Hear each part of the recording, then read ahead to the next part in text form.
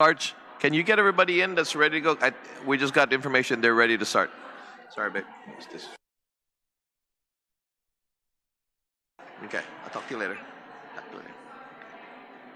Go ahead. What do you get?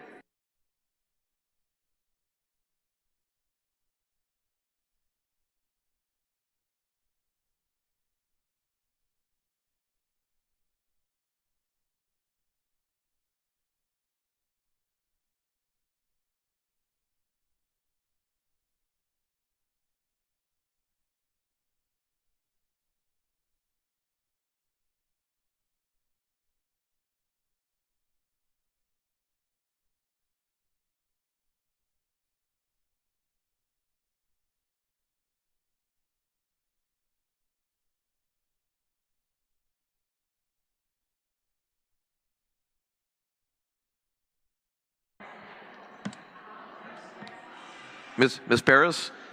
Miss Perez?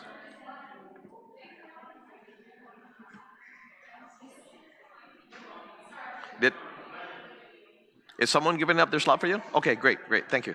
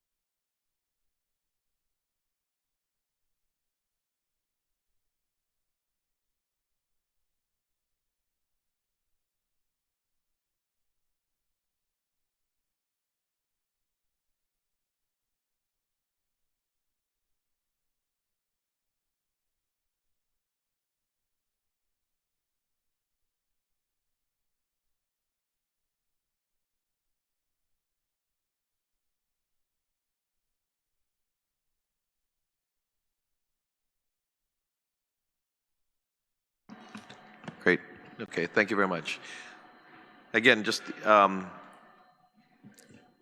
information. This is not going to be the last hearing. I know we gave some mixed messages earlier in regards to the parking needs of the church and all that. So the folks that were signed up to testify and had to leave, when they come back, they'll be able to still testify. So likewise, we will be scheduling. It will be properly noticed when the next hearing will be. And all, again, fairness and consideration of the author of the bill. The author of the bill's wife is given birth and she's having problems with the baby and he has to go off island. And so he will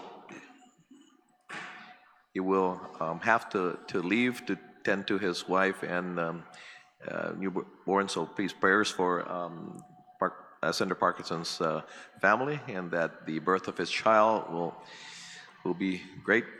His wife is having problems with the baby, and so he would have to leave island for that. So I will wait until his return to continue this hearing, but it will be properly noticed. We also, because our public hearing rooms are set for the different committees, and so I'll have to work with other committee members for an afternoon slot to be able to get in, and working with the executive director as well, if we can extend past the limited hours that were given. So, but it would be properly noticed. But it'll be properly noticed. Okay? So let's go ahead and start from the left to the right. And please, again, identify yourselves, and that way we can mark your names off as you testify. Thank you very much. Honorable Chairman, Senator Jesse Lujan, Senator Sean Gamatau, Senator Therese Terlahi, Senator Sabina Perez, and the author of this bill, Senator William Parkinson. Good afternoon, and thank you for this honored opportunity to address this body. My name is Gabriel Salas Blas Jr., aka J.R. Blas, aka Jireina Gabrielle Blas. And for today, you can simply address me as Jireina.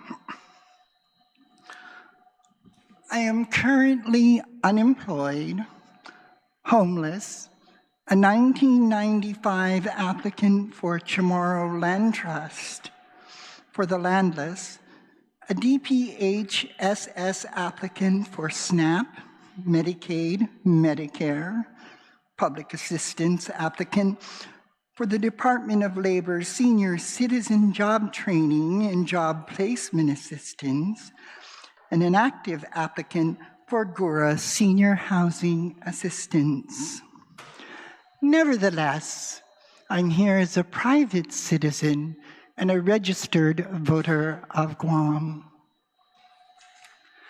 After hearing all the testimony today, and after hearing the presentation by Senator Parkinson, I must say that I have determined that in my heart and in my mind, there was no malicious intent on the part of the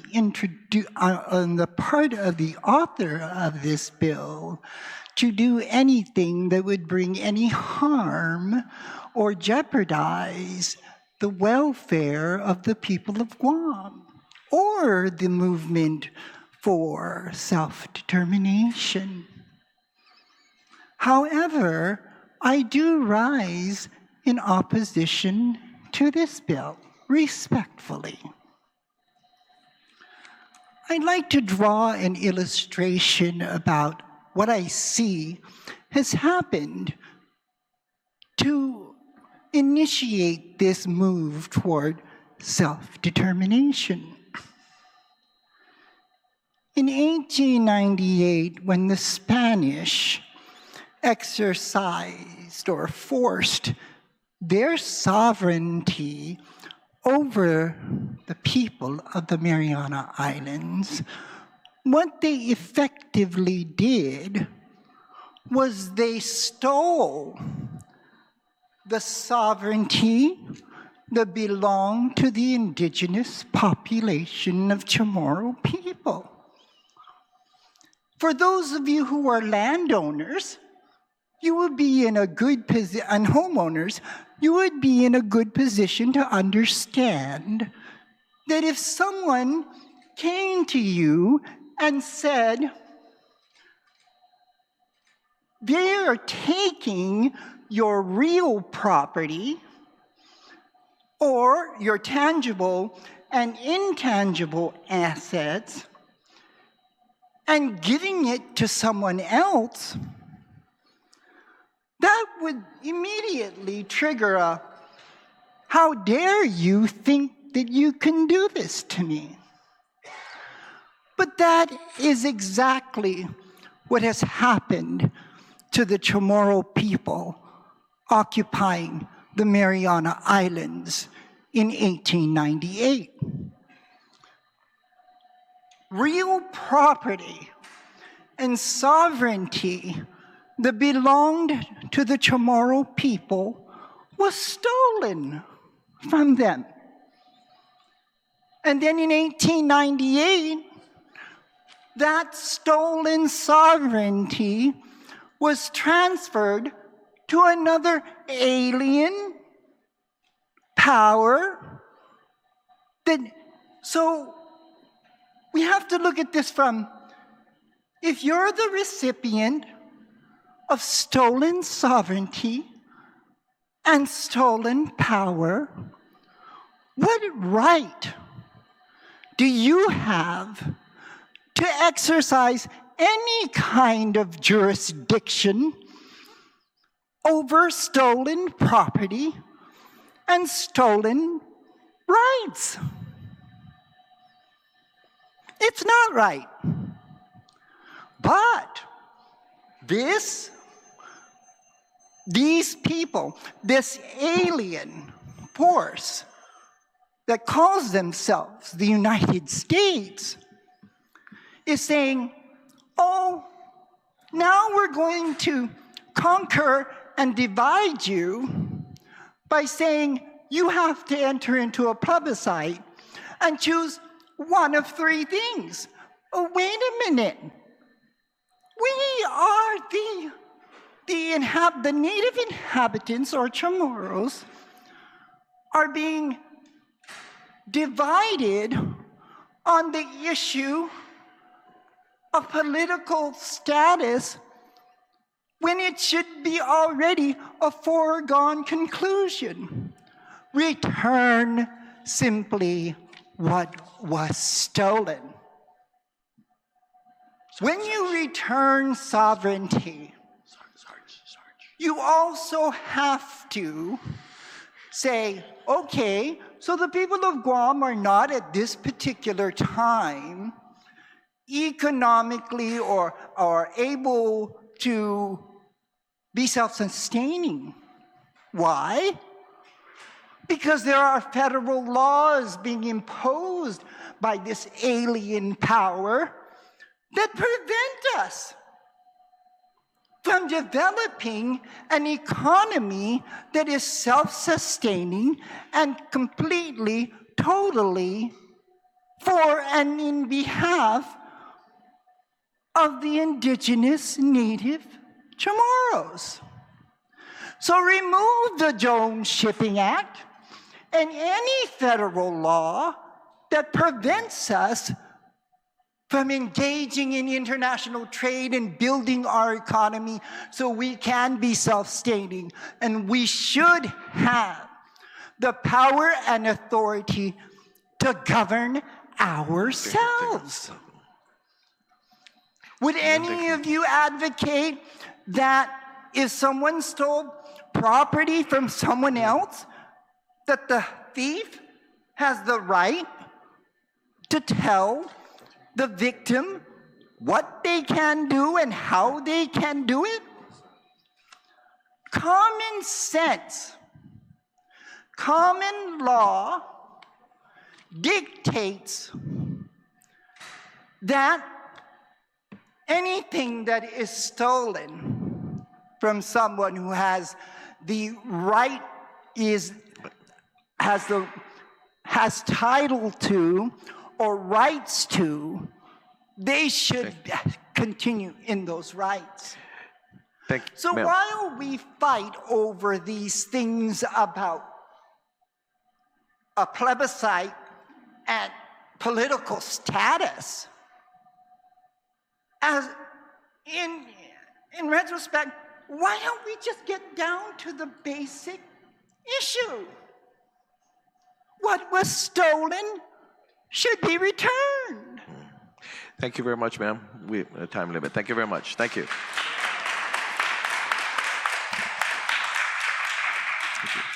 Thank you very much. Yeah, sure.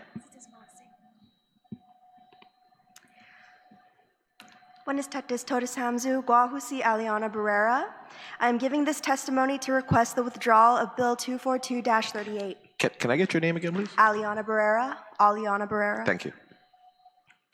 People often move to Guam, viewing it as an extension of the U.S. These people usually have a place they can move back to where they have family. And while we welcome them with open arms, for us native inhabitants, being part of the U.S. was not a choice, and this land is all we have. My great-grandfather from Familian Alawit was born 3 years before the Spanish ceded Guam to the U.S. My great-grandfather from Familian Talut, who passed last year, was 19 years older than the Organic Act. My grandfather, who I still live with, was born 4 years after the Organic Act's passing. This history is not long forgotten or abstract. My roots mean something. Ancestry-based voting is not some arbitrary detail. It ensures that our voices are prioritized. It acknowledges our pain, which has been passed down generation to generation. This bill is yet another attempt to silence the voices of native inhabitants. It undermines the work that our Manyaina have done to defend our rights and dignity. It ignores the Manyetlu experiencing direct consequences of colonialism, such as poverty and homelessness. It pretends that the US will listen and respect us if we follow their rules, which is historically untrue. This bill is also completely unreflective of the overall opinions and sentiments held at the town halls that preceded the bill's creation, and I was at 3 out of 5 of them. And even if this was passed just to vote whether or not we wanted to even change the political status, this bill is dangerous because it sets the precedent that everyone else will get to vote when the actual time to vote for status comes. Therefore, I urge Senator Parkinson to withdraw this bill. And I urge the entire legislature to genuinely support and collaborate with the organizations who have been doing the work for years on the ground. Stop asking us, what are our answers? You talk to them, because you all have power in these positions. You all have money. We, the people, need you to hear us and you to represent us amongst yourselves too.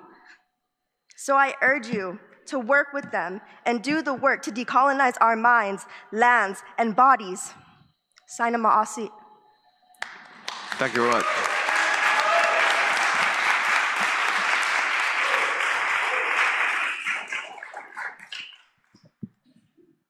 Buenas, this is Jules Marse, but in now you open it up, but we can do it. No, Guahasete como prendi linguita, kalana mamalo lao, no, malata be, no English lingnia. Consider yourself as a landowner. You identify yourself then for the record. Identify. Oh, now I know si Antonio Artero Sablan. Guahuloke no magalahini Nacion Samoro. No. Consider yourself as a landowner and you want to subdivide that land. And all of a sudden somebody else says, we're going to determine who you're going to give it to. In other words, pass on your,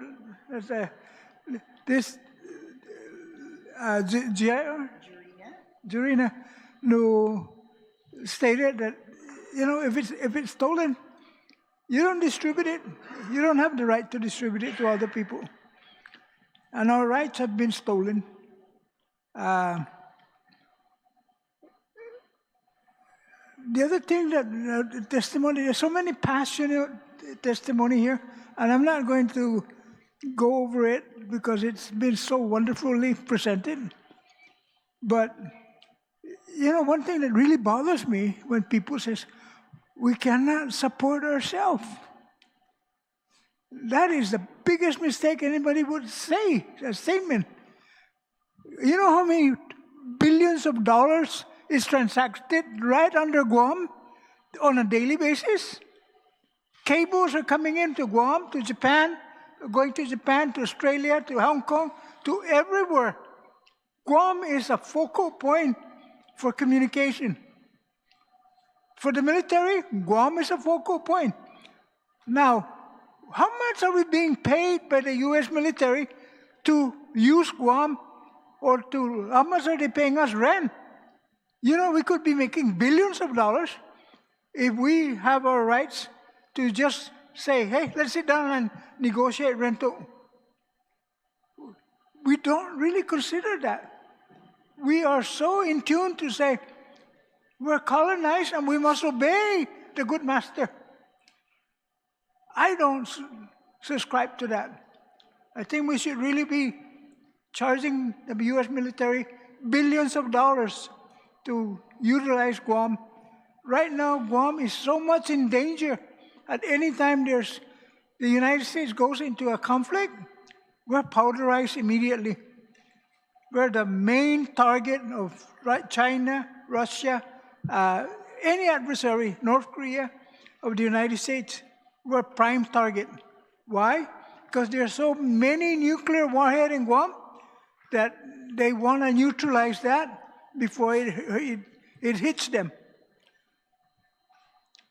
So, we always have to consider that we're always living on a day-to-day basis. So much in danger, and we're not getting the best of it. If we start charging our worth, man, we could have the best education for school, for our kids, the best utilities, the best highways, and the best of everything, because we have one heck of a prime piece of property. It's called Guam.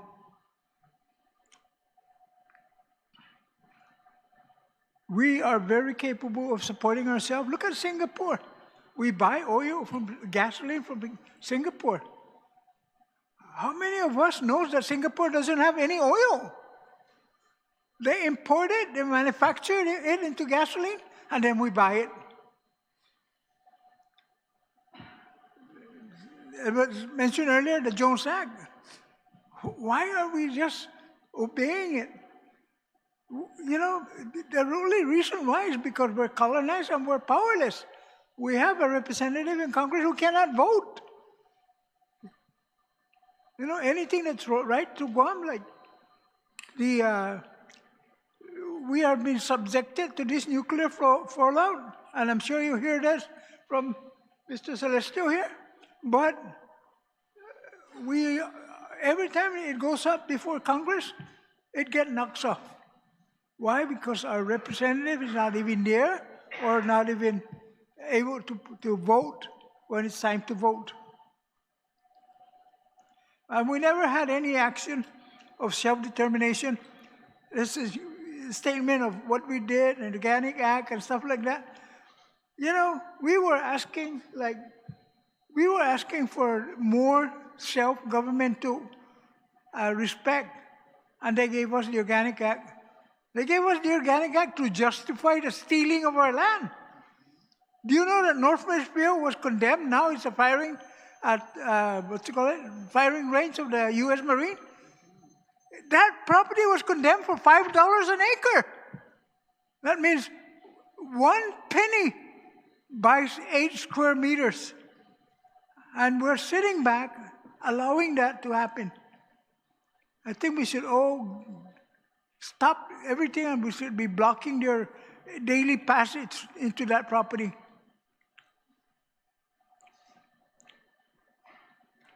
Properties were taken from the Chamorros because they passed the Organic Act. They started taking properties from Guam, from the Chamorros, in 1948. And then they discovered that it's illegal by the U.S. law, Constitution, that you cannot take properties from non-U.S. people.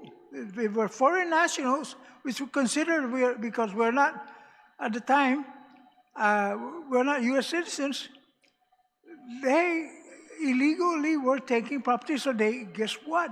All of a sudden, we find ourselves that we are American citizens. Mr. Sablan, 2 more minutes. 2. Now, economic developments in Guam it depends. Give us credit for our intellect. We could develop Guam to be a prime money-making into the future for ourselves and for our children. And the other thing is that rights of our self-determination is not transferable. You cannot say, it's your property, but guess what? You're subdividing it. Okay, give it to this, give it to that, give it to that person. It is the same thing as self-determination. Self-determination, Senator Parkinson, withdraw this bill because it is not right. It's an insult to us, the local people.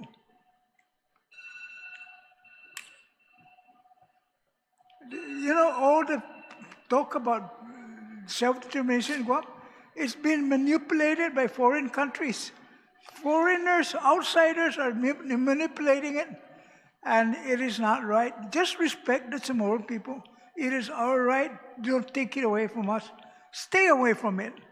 Si Jesus Masi, I guess I won't hold myself. There's been so many nice words were passed earlier, and si Jesus Masi to all the people that testify, except for Callum Guerrero, of course. Thank you. Thank you, Mr. Thank you, Mr. Sablan. Thank you, Mr. Sablan. And guess what? I'm older than Ken. This is Mas. Thank you, Mr. Sablan. Angela Santos, please.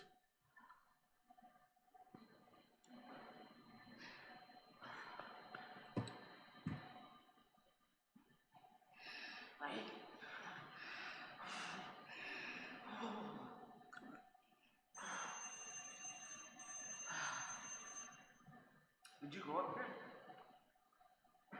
Yeah. Did you feel everybody's spirit and their heart and their pain in here? Whoever's spoken already? Did you feel it?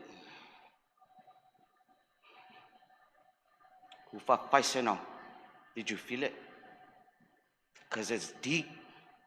As far as our roots run deep on our island, our pain runs as deep. And it still runs deep after everything that we have gone through and we continue to go through. I pray with you for everything that you're going through. I do. And as much as of a heart and consideration and compassion that we have, please have that and withdraw this bill. After all of my people have come up, cried, pretty much pleading for this bill to be withdrawn,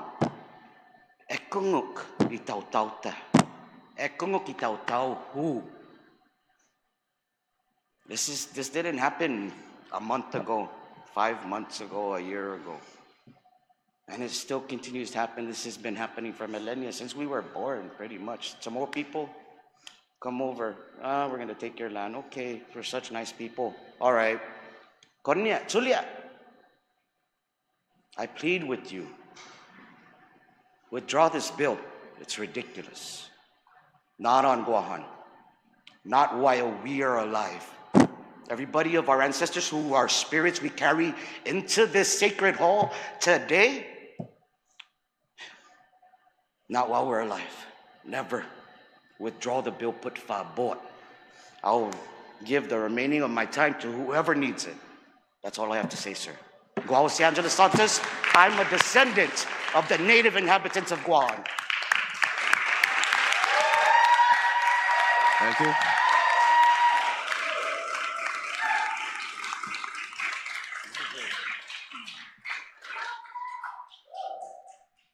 Bill? Afternoon, Mr. Chairman. Guau si Melvin, Pat-Borja. I'm the Executive Director of the Commission on Decolonization. And I'm also a native inhabitant. On behalf of the Commission on Decolonization, I am submitting the following testimony in opposition to Bill number 242-38. The bill is a direct attack on the dignity of Guahan's indigenous Chamorro who continue to be denied their internationally recognized right to self-determination. Though the bill is being proffered as a resolution to a legal stalemate, despite the ruling in the Davis versus Guam court case, we continue to assert that our definition is a political classification that includes others who are not ethnically Chamorro.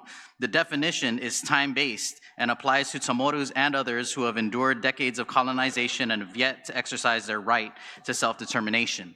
The Organic Act of Guam granted our island a system of limited self-government and statutory U.S. citizenship amidst a period of political uncertainty and turmoil after the end of World War II.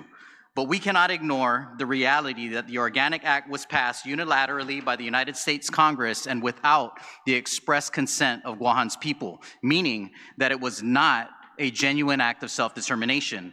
The inequities that stem from our deficient and unacceptable political status affects everyone who calls Guam home. However, we cannot ignore centuries of injustice imposed on our people, and we cannot be complacent or passive in an attempt to break a legal stalemate that ultimately will trade the possibility of justice for the possibility of moving forward. This is not our way, and not the intent of international law and the multitude of human rights and indigenous rights conventions that have been adopted by the United Nations. Guahan is one of 17 non-self-governing territories left in the world that has yet to decolonize. The United States willingly placed Guahan on the NSGT list in 1946, a formal recognition by the United States of their obligations to assist our island in attaining a full measure of self-government. It goes without saying that including Guam Guam on the list was the unacknowledgement of the historical injustice inflicted on our people by the United States.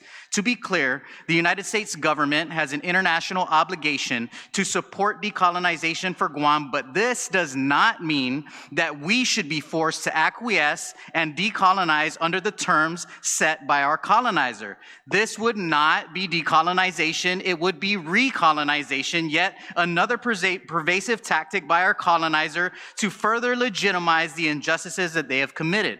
The essence and spirit of decolonization and self-determination requires that this process is led by the colonized people. These processes were built to address historical injustice and allow us an opportunity for restorative justice. The proposed bill is neither the proper nor only solution to address the legal constraints placed on holding a political status plebiscite. The Commission on Decolonization primarily exists to educate our people. However, the Commission on Decolonization also exists to defend the rights of the indigenous people of Guam and those harmed by the scourge of colonization and U.S. imperialism. The Commission on Decolonization is an instrumentality of Guam law, and we intend to defend not only the rights of our people, but also the institutional integrity of the Guam legislature, which created us in 1997. Let us not forget that this law, which was deemed unconstitutional by the Ninth Circuit Court, was also once just a bill like the one we are discussing today. The bill went through our democratic process and was given a public hearing, received public discourse and input, and was voted into law unanimously with a 21-member body in the legislature. That bill was then vetoed by the acting governor at the time and subsequently received enough support to pass through a legislative override. The United States continues to recognize the validity of the insular cases, a set of racist supreme cases from 1901 that created the framework for how the U.S. government would deal with people in the territories. The cases refer to the people of territories as alien races and savage tribes, claiming that we are incapable of understanding Anglo-Saxon principles of law. Despite multiple legal challenges, the federal government continues to recognize the insular cases as, quote, good American law. I ask this body to consider the possibility that your predecessors understood exactly what they were getting into when they enacted our bill into law in 1997. It is clear that our people supported these internationally recognized principles and that we value respect for the native inhabitants of Guam. The Guam legislature stood boldly for justice in 1997. What will this body stand for? The United Nations Declaration on the Rights of Indigenous Peoples states that the indigenous people have the right to self-determination. By virtue of that right, they freely determine their political status and freely pursue their economic, social, and cultural development. Our law reflects the rights of indigenous peoples to self-determination codified by international law and principles. The proposed Bill 242-38 would compromise the exercise of Chamorro people's sacred right of self-determination. This is not a regular election, nor is it a referendum on a social issue like legalizing marijuana. This is a sacred, inalienable right, a right that has been denied to our people for nearly 500 years. Since the Spanish crown first claimed us as their colony, they sold us to the United States as a spoil of war via the Treaty of Paris. Ironically, even the Treaty of Paris uses the term native inhabitant and charged the U.S. Congress with the obligation to advance our civil and political rights. Throughout history, it has been made clear who are the victims of colonialism in Guam, who has the right to self-determination, and who is responsible for supporting these efforts. Guam has clearly taken this seriously, and the United States has clearly come up short. The deliberate, systematic oppression of our people under colonial rule and U.S. imperialist doctrine is undeniable. And the generational impacts manifest in many of our daily struggles, from poverty to homelessness to the outmigration of our people. The Chamorro people have endured colonization for so long that we are now a minority in our own homeland. Over 127 years have passed, and the United States still hasn't figured out how to apply their own values of liberty, justice, political independence, and equality right here where America's day begins. 500 years have passed, and the Chamorro people have never even been asked what they want their political destiny to be. And now, after spending the better part of the last century living under the unilateral control of the United States government, enduring imposed security clearance, naval government, federally controlled immigration, violent occupation, and even an unprecedented military buildup, now they want equal representation under the guise of constitutional protection? Do you mean the same constitution that does not apply wholly to us in Guam simply because we're a territory? Because we are an alien race who does not understand white law? The math is simple. And if you support this bill, which proposes to disregard and even erase the history, then I implore you to make it make sense. The Chamorro people have endured 500 years of uninterrupted colonial rule, and they have never been given an opportunity to voice their desires. That's why they have the right to self-determination. But if someone moved to Guam from California and lived here for 30 days and had a physical address, they could be eligible to determine our political destiny. Make it make sense. Yes, Dave Davis as a Guam resident, was subject to the same discrimination as the rest of us simply because he was a U.S. citizen residing in a territory. But you know what the difference is between Dave Davis and my grandma? Is that Dave Davis willingly gave up his right to participate in American democracy and to become a resident of a territory. But my grandma didn't ask for it, nor was she asked if she wanted it. My grandma was made a U.S. citizen because she became a resident of a territory because they stole her residence and claimed it as their territory. Now, more than ever, this distinction matters. The current militarization of Guam is unprecedented, and our island is changing before our eyes. We are watching our population grow daily, and it is our responsibility to ask ourselves, who has Guam's best interests in mind? A 30-day resident with a mailing address? Or someone whose history, culture, language, heritage, and identity are inextricably tied to this island? COD encourages the members of the public to take an active role in understanding the history of Guahan's struggle, to bring resolution to our island's people, our political status, and protecting the right of self-determination for the Chamorro people. An act of self-determination exercised by the Chamorro people should not be perceived as exclusionary, but as an action that is rooted in healing and justice and bringing an end to colonial control. We request that you and your colleagues of the 38th Guam legislature oppose the proposed bill as it erases the struggle of Chamorros to assert their right to self-determination and achieve a full measure of self-government within their ancestral homeland. The resolution of Guahan's political status requires a concerted effort by our local government that must reflect the express will of our island's native inhabitants, namely the Chamorro people, and their desired political horizon. The right to decolonize belongs only to the colonized. Suzus Masi. Thank you,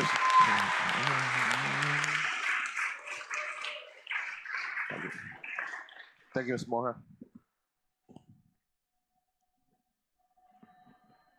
Afade, buenas, mabuhay.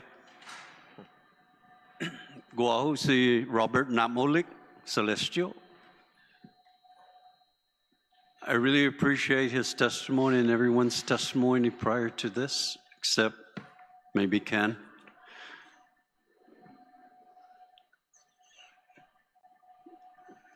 My dad's Filipino.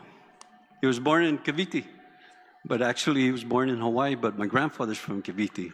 I think you were born in Cavite, weren't you? Senator Parkinson, were you? No? Where were you born? Manila. In Manila? Okay, great. My mistake. But my roots are here. From the Namolik, the original ancestors. And when I heard about your bill, it was a total insult. Just like earlier when Ken insulted us, the saying we were spitting upon our ancestors. That's why I spoke up and I said, Taima Malao. Very embarrassing. So I opposed this bill 242-38. I wanted to say a lot of things, but there's quite a few people left here. But I enjoyed listening to one of the testimonies with the Filipino community because I saw a sign back there also the Koreans are supporting the Chamorro movement. Because the Koreans have their independence, and then they came here to live. Filipinos did, like my dad. And other nationalities, like the FAS, Palau, Marshall Islands, they have their own country. But to give them a right to determine my ancestors, what we want, is totally wrong. So I'm just going to say this because everyone said a lot of things already. And if you don't repeal this, then I'm going to ask for each and every one of these people, especially the 1,200, the petition that they signed, to recall you. Because you don't deserve to be up there if you're going to pass this. Do you understand that, Senator? Yes. To sit down because of your arrogance, and you don't deserve to be sitting up there as a senator to insult my people. Because my dad, he won't go for this. Bless his soul. Just like your dad. Earlier, Senator Marilyn Matabusin said that your dad opposed this, even in the United Nations. And for you to go against what your dad is, very disrespectful to your dad. So I ask each and every one of you guys, each senator, tear this bill up. I don't even know what we're doing here.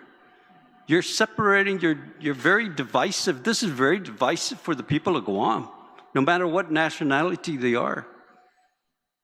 I couldn't go to the Philippines and say, hey, let's be a state. Let's vote for a state. I can't go to Korea, Japan, or any other island that's independent and voice my opinion and force it down their throat like what you're doing. It's unconscionable. As I sit over there in the corner and watch all my people here testify, man, they know all the laws and rules and all the history. And for you to deny our rights is so wrong. You know, I mean,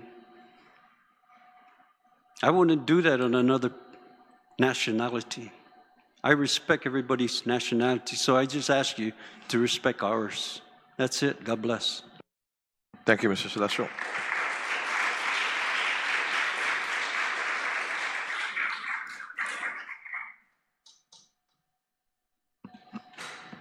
Test. Si Dios Masi, Senators, si Eva Cruz, I am here as a daughter of these islands, as a daughter, as a granddaughter, niece. Did you say your name is Eva? Eva Cruz, yeah, that's my name. And as a mother, and I want to have you think as I speak about the relationship of a mother and a child as the land and her people. A lot has already been said. What more can be said? How many more voices do you need to hear? How many words need to be spoken? How many stories need to be told before you will listen? Have you not heard enough? Have you learned everything that you need to know?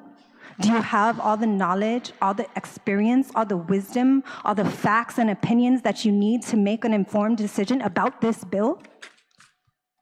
I ask this question, Senators, because there's so much knowledge, so much history shared in this room today that may have swayed you, that you may not have known before we had this hearing. And this is just in the context of this bill. What more in the context of deciding our political future?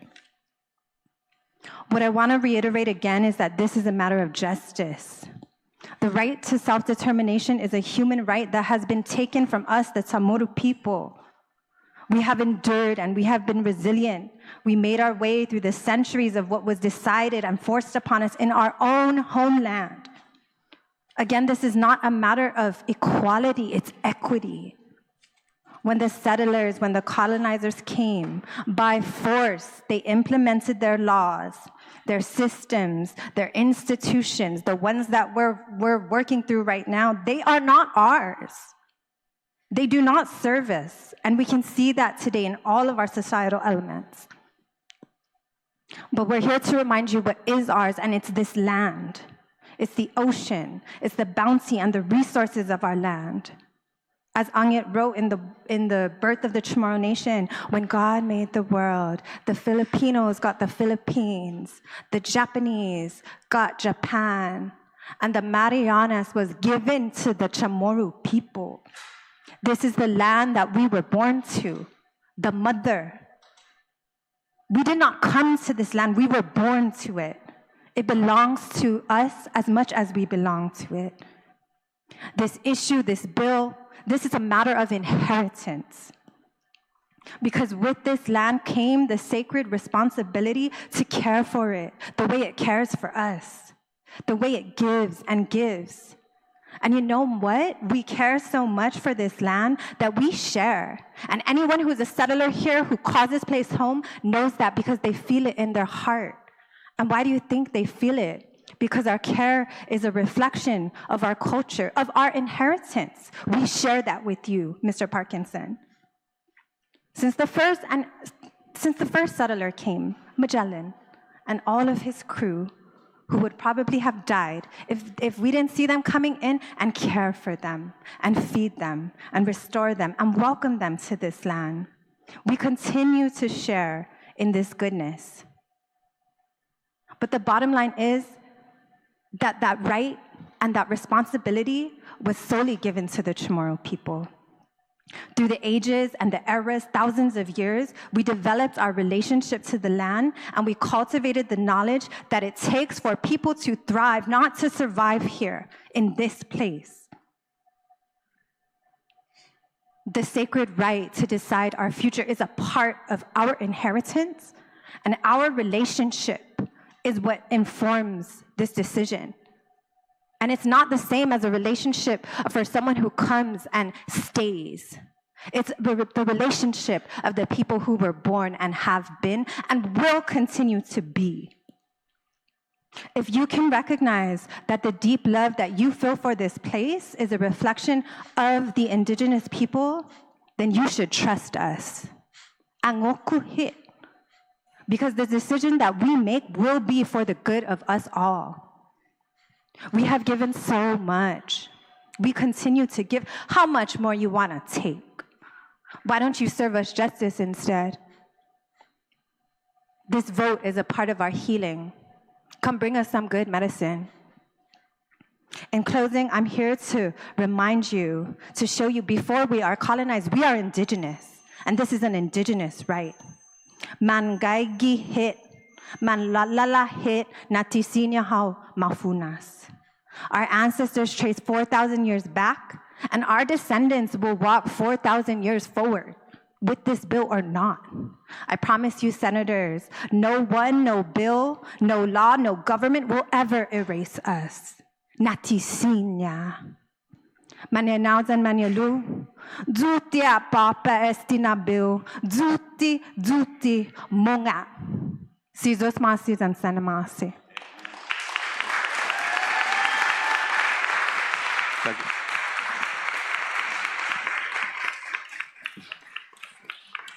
Thank you very much.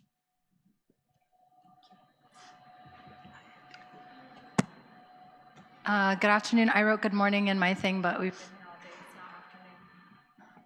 It's now afternoon. Good afternoon to all the senators. My name is Callum, Perez, graduate of the University of Guam and with a Chamorro Studies program, and I'm a mother of 3. And I'm here today as a private citizen in opposition to Bill 242-38. The plebiscite is an action that is designed for restorative justice, as so many other people have described today. The only way for restorative justice to be truly meaningful is for it to be directed by those who were harmed. And I really appreciate all the analogies that were brought to this table about stealing. Is the thief the one who gets to decide on the victim? I think those very powerful analogies for us to understand what that means. True restorative justice to be meaningful. I heard a description about this bill earlier by you, Senator Parkinson, saying that the plebiscite shouldn't be about privileging one group against the other. And I just think that we need to be really clear. It's not about giving someone a privilege that they don't deserve. The right to decolonize is a right. It's a human right. This is about restoring justice to people that are harmed, not giving something that's not deserved by anyone to one group over the other.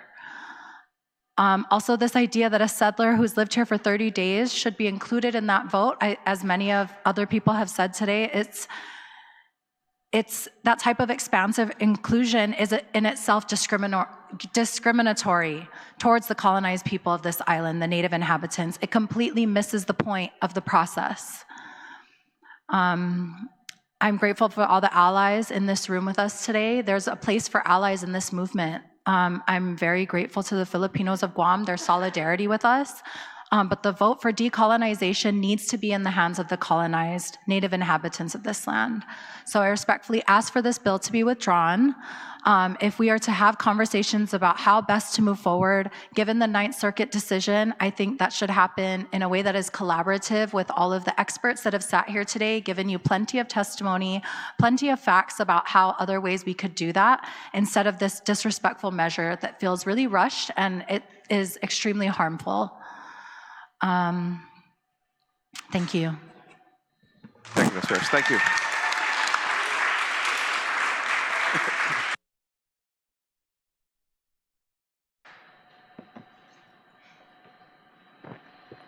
Hafaday and 안녕하세요. My name is Jihei Choy. I am the daughter of Korean immigrants, and I was born and raised here on Guahan. This island and her people have... Your first name again, please? My name is Jihei. Thank you. Yeah. This island and her people have cared for and nurtured me for over 2 decades. It is the only home I have ever known, and I am here today to express my strong opposition to Bill number 242-38. As someone born on this island, I recognize and want to echo what many in our community have made clear, which is that this bill ignores a fundamental and critical truth.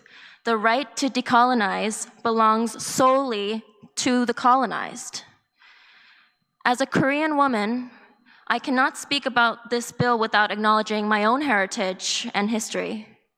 My ancestors endured 35 years of Japanese colonization, and when that occupation ended, Korea was immediately divided without the consent of the Korean people, and US military governance followed in the South. Today, US military presence remains deeply embedded in Korean society. Growing up on Guahan, I witnessed the Chamorro struggle against the same system of militarization and colonial control. These histories are not separate, they are connected. And when I witnessed the struggle of the Chamorro people, I do not see a distant issue. I see a shared global system that has shaped both of our peoples. Our struggles, as well as our fight for liberation, are deeply intertwined.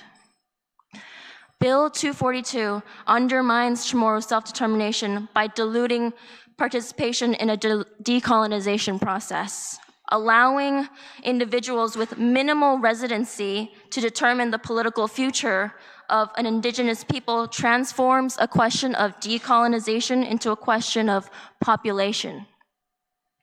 Bill 242 represents erasure. It disregards the historical conditions imposed through the Organic Act of 1950, which imposed US citizenship without the free and informed consent of the Chamorro people. This bill also symbolizes injustice. Decolonization is not a residency privilege. It is a process of restorative justice grounded in international human rights. Although I was born and raised here and have technically lived here for more than 30 days, I recognize that I do not have ancestral ties to Guahan. And I recognize that I did not directly inherit the harms of colonization here. It wasn't my culture that was and continues to be actively targeted for erasure. It wasn't my language that was continuing to be erased and suppressed. It wasn't my land that was taken, and it wasn't my people who were forced into assimilation here. I am not a descendant of the native inhabitants of Guahan.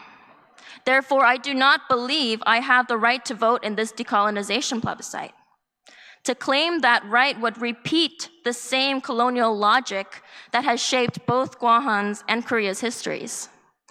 I stand here in the spirit of Inafamalek. As someone of Korean descent living on this land, my role is not to claim authority over Chamorro's self-determination, but to support it. The Chamorro people must be the ones to decide their political future. This is their land and this is their right. And so I respectfully urge this body to uphold the principles of self-determination and restorative justice by rejecting Bill 242-38. I request that this bill be officially withdrawn by the sponsor immediately and that the committee chair not report the bill out in light of the testimony against it. 지지우스마와시 감사합니다 and Viva Guahan.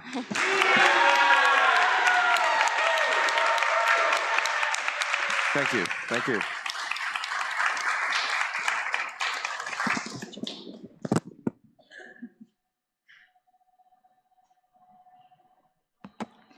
Buenas and Hafide, Ila Hezliter Guahan. My name is Julia Feman, and I speak to you today as a Chamorro daughter and citizen of Guam. I provide this testimony in opposition to Bill number 242-38 for the same reasons that many of us presented here today. To affirm the right of the Chamorro people to self-determination while simultaneously arguing that Chamorro self-determination must proceed within the bounds of the United States Constitution, which the bill references on page 3, is antithetical to acknowledging the inherent dignity and intrinsic human rights of the Chamorro people. Conforming our local law to the Ninth Circuit ruling on Davis versus Guam, which this bill effectively does, only reinforces the colonial structure that denies Chamorro self-determination. The Chamorro's pursuit for sovereignty is already highly challenged in the current legal structure of the administering power, which in our case is the US.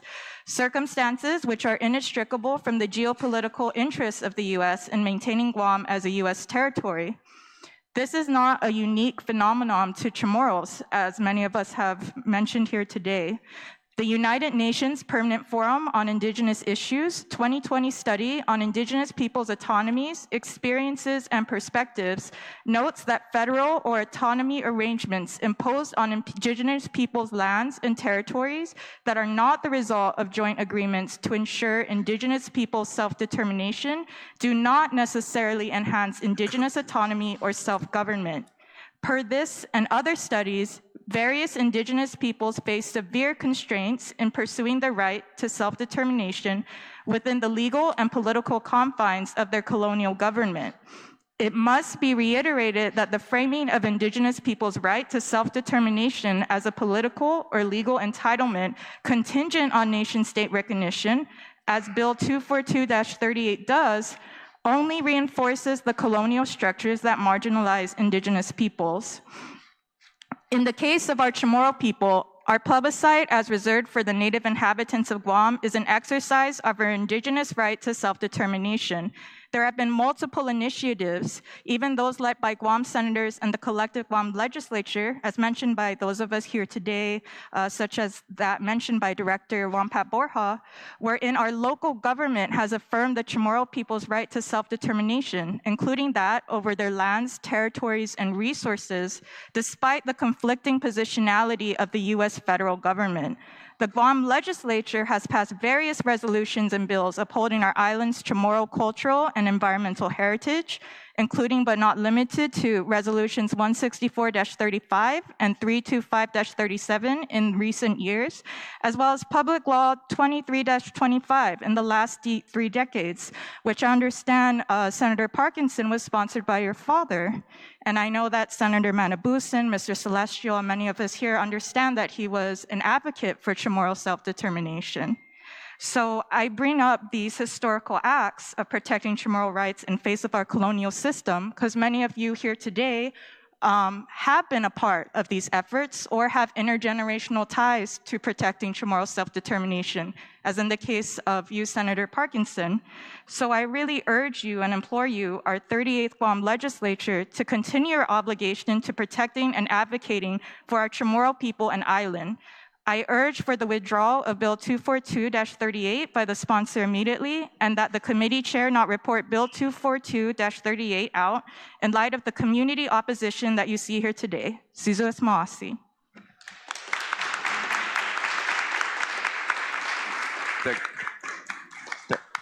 Thank you very much. Senator Parkinson, any questions? Yes, sir, I do have some questions. For the Director of Decolonization, I heard your testimony. You mentioned the United Nations and how a Native inhabitant vote only is something that is necessary for restorative justice. And so I would like to ask, through the UN, where has any place been successful in achieving a plebiscite under the UN using the definition of a native inhabitant only? Where can we use as a potential model to follow? Thanks for the question, Senator. I believe you asked this question to Congressman Underwood a little bit earlier today, and his reply I thought was sufficient. I can see what you're getting at here. There is no citation of what of other nations that have accomplished what we are attempting to do. But I also think that it is important to recognize that there is no nation that has been colonized quite like us. You know, the reality of it in the United Nations is that there was a rapid period of decolonization where a number of smaller nations who were previously colonies had immediately decolonized subsequent to the signing of the UN Charter. It's not our fault that the United States decided not to live up to their obligation and waited another 70 some odd years. And during that 70 some odd years, we've experienced a massive change, not of our making. I mean, I think it's abundantly clear. So I just want to be. I'm trying to answer your question. I think it's abundantly clear that there is not a precedent set for this because there is no territory that has experienced what we have experienced. You can't argue with me to convince me that the existing reality of our island's demographic is not a byproduct of colonial rule for the last 127 years. We are continuing to experience the change in the very electorate that you are set to serve. And to disregard that reality in the application of how we choose to decolonize, how we choose to self-determine, quite frankly, is irresponsible as a political elected leader. So I just wanted to be clear about your answers, just so I'm not misconstruing it. Oh, you're not. There is no precedent set. But why should that derail us? Why should that make us afraid to face the reality of what is in front of us? You're right. Everything right now is against us. The federal court is against us. The lack of a precedent set at the United Nations is against us. But you know what's not against us? Is that we know that this is our inalienable human right. We know that there is precedent set, not maybe on a vote, but on who has the right to decolonize. There are a multitude of United Nations human rights and indigenous rights conventions that are recognized regularly by the international community. And whether or not the United States decides to honor its obligation is quite frankly irrelevant. It is not their job to defend Chamorro rights. That's our job. That's your job.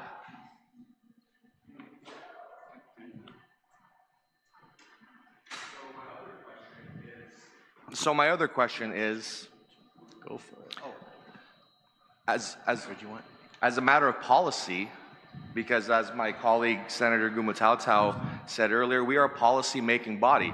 If it is not this bill, what is your recommendation for legislation to break this stalemate if it's not this?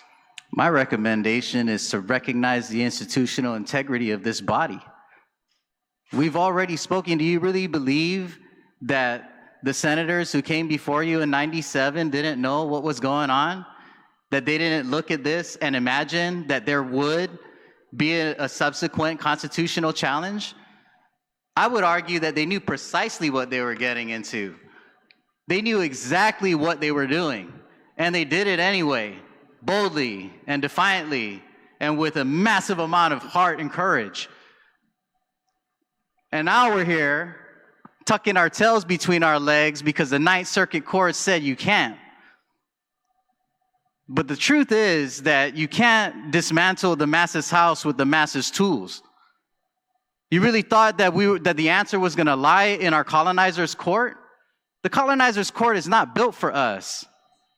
It's not a place for us, nor is it territory. And that's just the truth of it. This is bigger than the United States Constitution. This is a human right we're talking about. This is the right of an indigenous people in their indigenous homeland, their ancestral homeland. We're not the first people to navigate these issues. We're just at the back of the bus after the scourge of colonization has raged its way through our island and drastically changed the reality for us. There are more Tamotus living in the continental U.S. than there are in Guam. And the other uncomfortable truth that we didn't really talk a whole lot about today is that our 1997 law that is accused of being unconstitutional and accused of discriminating against people, we discriminated against our own. Because you can't not just be a native inhabitant, you also have to be a registered voter of Guam. You know how many native inhabitants live in the continental U.S. and are no longer registered to vote in Guam? Those people would be ineligible to vote in our referendum. You know why? Because self-determination can be had as an individual as well. I could move to California and register to vote with my mailing address, and then I have full representation in the lower house, the upper house, and the electoral college. Now I'm participating in a U.S. system of democracy, the same system that's withheld from us. That's the truth of it. And it's a difficult thing, but we have to recognize that a native inhabitant who is now a resident of Las Vegas has rights and privileges that are denied to us simply because we live in the homeland. And I think that is a grave injustice. That's what we're telling our kids, that you're good enough to be a full-fledged American citizen, and all it'll cost you is your claim to this, your homeland. That's all. That's all you got to give up. Just your ancestral homeland. That's all you got to do. Just walk away from it. I mean, I just got to look everybody in the face and ask if does that feel right? And I get it, you know what I mean? I get that, like, we're in a situation right now where we're already in the whole $1 million to Dave Davis. We know what's ahead of us. We know what the constitutional challenges will be. But we've always known this.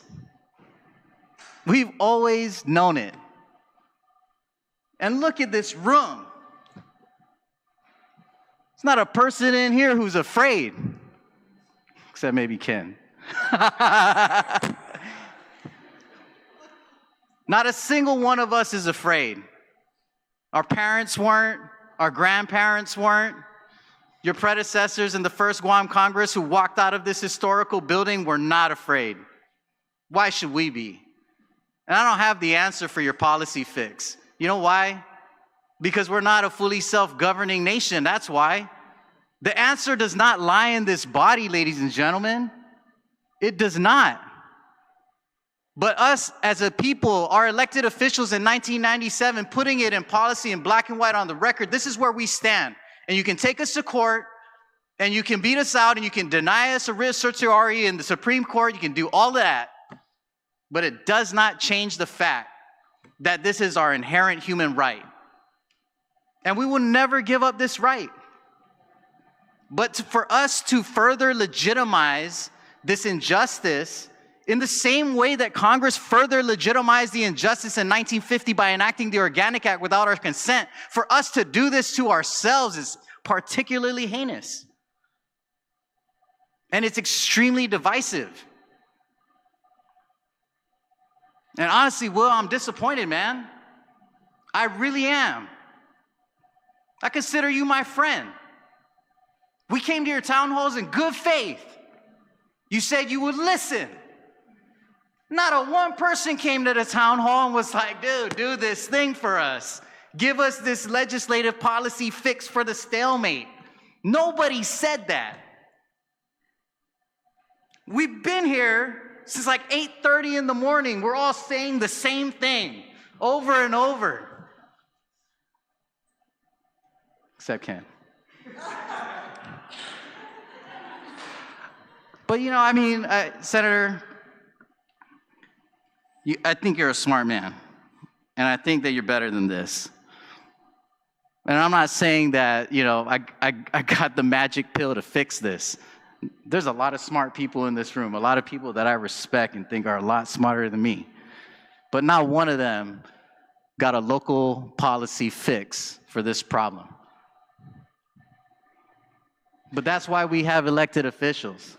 And that's why we have creative and intelligent and articulate people. Because this is bigger than that. And I think that our responsibility right now is to elevate this conversation. We need to tell this story at a larger stage, at a global stage. That's why we go out to the UN. It's not like we're not trying to go hang out at the UN. The UN is not fun, guys. It is not cool. It is disempowering. It is dehumanizing. As many of us in this room have been in that room and felt that. I sat there next to Speaker Terlahi and members of the Guam legislature, Senator Perez, and to see our elected officials, the people that we send to represent us, treated like less than because we're not recognized as a member of the United Nations. That they will defer to the United States to understand what is happening in Guam rather than reach out and engage with us directly. You know why? Because the United States prohibits engagement with us. If we want to engage with the United Nations, we have to go through the State Department. You know what happens when you go to the State Department? They say, you got the wrong office. You need to go down to Interior. Yeah, you know the office where they deal with the endangered species? That's you guys. That's the truth of it. We're not going to solve this here. I respect the integrity of this institution. Guys, this is like my entire family heritage here, okay? I understand what this body means. I understand what it means for us to have any semblance of self-government on Guam. And I know how important that is. I get it, I really do. But we can't subscribe to this. You, as our elected leaders, you cannot subscribe to this. We've already spoken. Where was Dave Davis in 1997? Did he sit here? Did he testify? Where are all those disenfranchised Filipino people that he said he was championing the rights of? Did they sit here? Did they testify? Because I know we did. I know we were here. We've been here. And we're here still. Man, I was a kid in 1997. But my signer represented me. Many of them we have lost since then. And that's why I'm here now. That's why Miguel is here. That's why Enenko was here. That's why all of us people, anybody under the age of 60, we're here because this is our responsibility.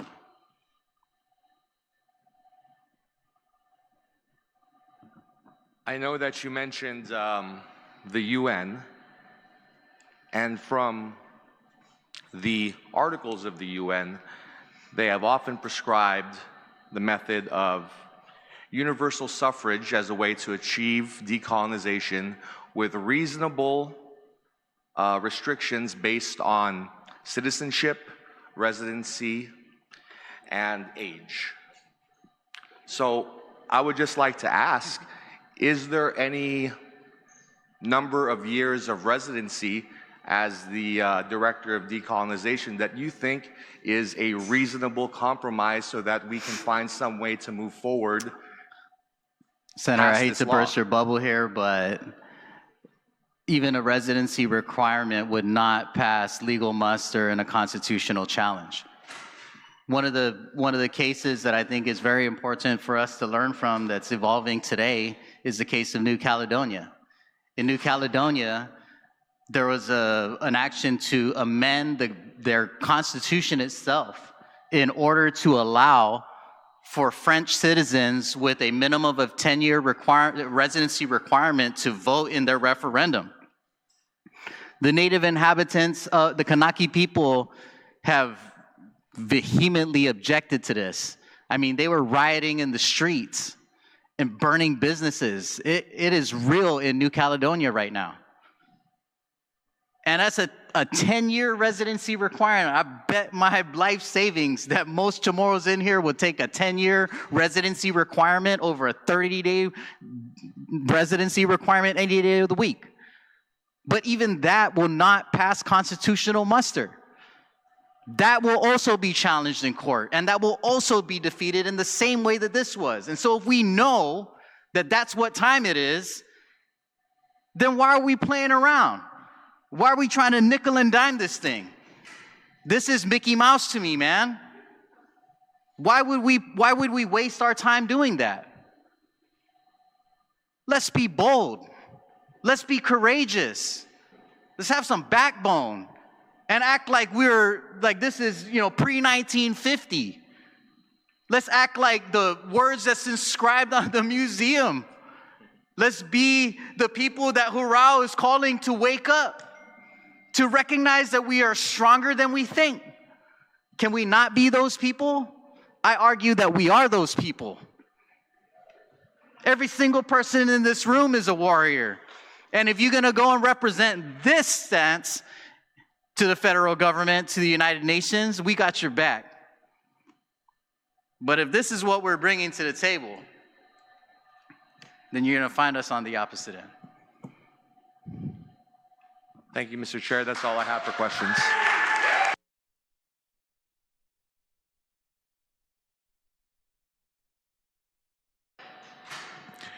Actually, because we're kind of out of order at this point in regards to our sign-in sheets, so if we can make room for the folks who have not testified, if you want to go ahead and make room for... And we're going to go from left to right as well again, and then just give us your name and who you represent. That way we can mark you off on the sign-in sheets.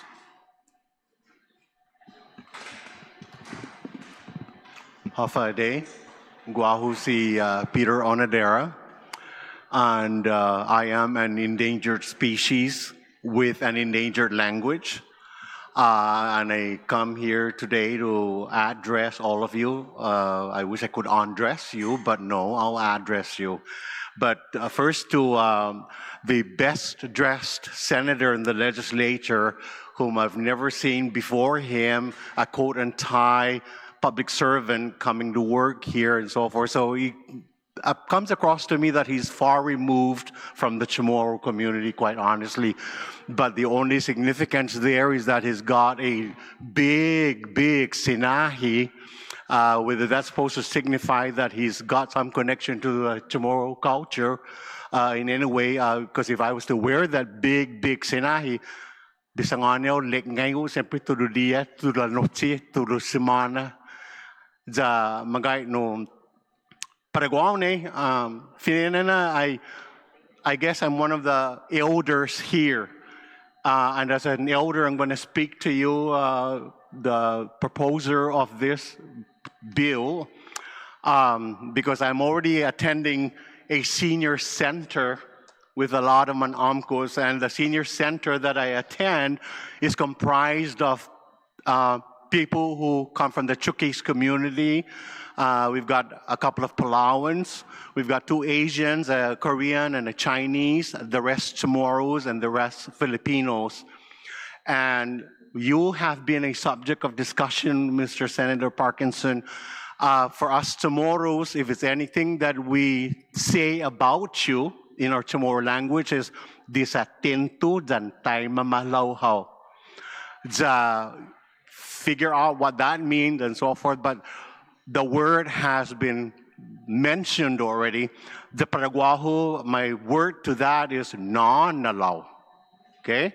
Now, earlier this morning, a young lady sat next on this particular chair and mentioned that you put in a call to the point and mentioned something about how you have ignored or disregarded something about the 1950 response from the Chamorro community and so forth. And I think you have forgotten that the descendants of all those people in 1950 were the ones who made possible you're sitting there at this very moment. And it's interesting because my blood count may be measured, my blood quantum may be measured and so forth. And I am half Filipino, quite interestingly. And it's been reported that the Filipinos came over and helped to rebuild Guam after World War II. And my father was one of them. And here you are now sitting here, born from Manila, and instead of helping us locals or the Chamorro people build ourselves up or build Guam, you have come to tear us down. And I'm very embarrassed by that, and I'm ashamed of that and so forth. And so when that young lady said that you ignored the 1950 whatever decision was made and so forth, well, I too can ignore you come November, because I might take the lead in saying, vote him out. And enough already. I'm not going to expound on all the testimonies that have been given as to the injustices that have been leveled against us, Chamorros and so forth. And it's true what Monica Flores said, that if you're going to think that you have authority over the Chamorro people and so forth, then I think you need to do something by first taking off, as she suggested, your sinahi. And today I also speak to all of you as a father, as a grandfather, and I now have a grandson. So as an elder, I am now the example that I have given on to my children, because I grew up knowing, reading, writing in the Chamorro language and speaking, of course, as well as the fact that I impart upon my children the fact that this is your homeland. And Guam is, as a matter of fact, the mother country of the Chamorro. And although we are now a minority on our own island, we feel powerless. At least that's how I feel. Last month, I testified against the deep sea mining bill that was proposed and so forth. That was just one of the examples through the years that continues to face us as indigenous people of the community. And they always throw on us the unconstitutional card. Now, really, we want to make things right for us as Chamorros. We are now a minority on our own homeland. Federal government comes over and tells us what they want done. 1/3 of our island is already run by, or has been already taken over by fenced-in communities, by the military. Almost every year, or sometimes within the year, things happen that confront us. And then when we say, this is not right, we want to speak up, we want to do something, and then somebody throws us the unconstitutional card on us and so forth. So why do we need to bother? But as long as I'm still alive and I'm an elder now in this community and I look across this table and I see the young people who are here paying a mind to the issue at hand and so forth, I'm boosted as far as my esteem is concerned. And I'm happy that we are all taking a part in the destiny of our island and the destiny of our future. And with that in mind, I thank you for this opportunity to share my thoughts. And a very final note, Palau and the Marshall Islands were, for the longest time, under the U.S. trust territory and so forth. And they petitioned and got through becoming independent countries where both presidents of both countries now sit on the United Nations. Palau was able to, at least from my knowledge, Palau was able to negotiate because they kept the US dollar, although they created their own passport and so forth. Many of us Chamorros on Guam feel that if the US pulls out of Guam, we're gonna die, or we're not gonna exist, or we're gonna be something else. But we can go through the power of negotiation because it's about time that the United States start paying rent to the military bases here, that we as independent Chamorro, or indigenous Chamorros cannot go there because there's a fence to block us out, okay? And to me, I used to wonder when I was growing up, why are we fenced out? And I remember properties that I used to go to follow elder relatives to go hunting or fishing or, going just boonie stumping, picking coconuts and herbal plants for medicine and so forth. Now it's, and the military has choice prime spots on the island. And that to me is just another example of disatento and tayo mamahlaw. So now, I'm demanding as an elderly that we be respected as indigenous Chamorros because this is our homeland, and for as long as I live, it will forever be my homeland. So please give us the dignity of pursuing what we need to do and what should be done a long time ago. I'm envious every year when you put on your barong and go and celebrate, from wreath-laying ceremonies to banquets and festivals and what have you, and I'm wondering, they were liberated, the Filipinos were liberated. Well, when am I going to be liberated? Si Diyos masiya.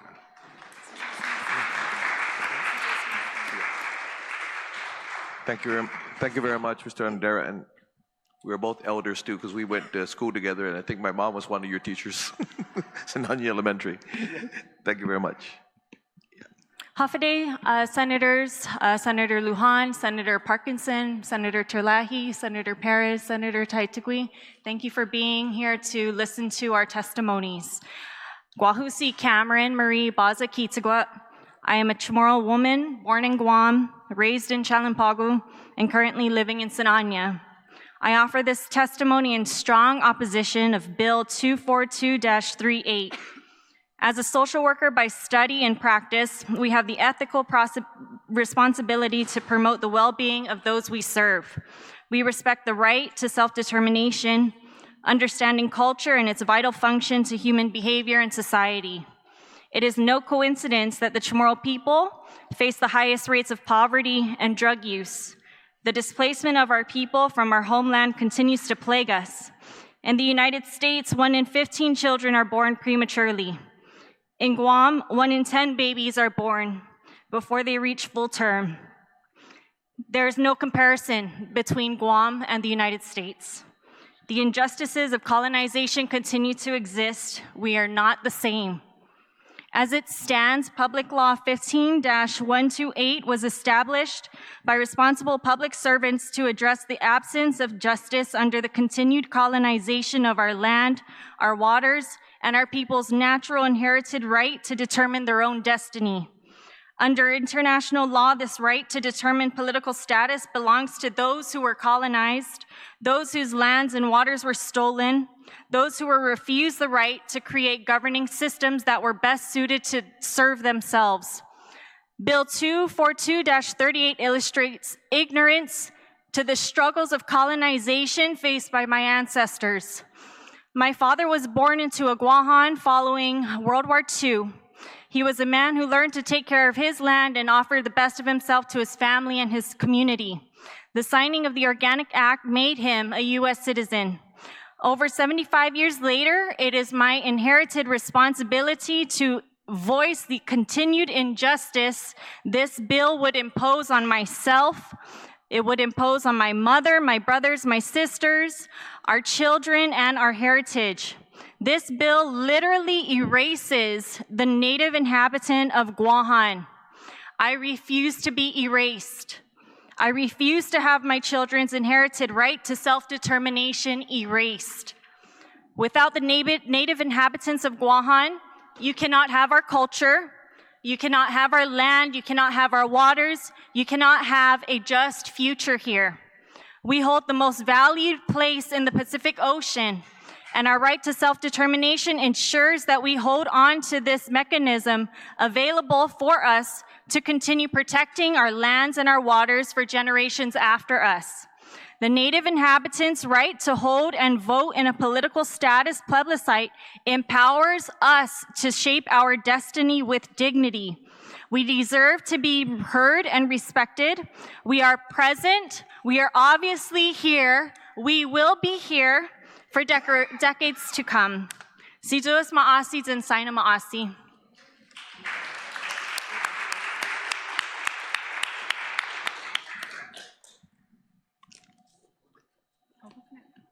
Thank you, ma'am.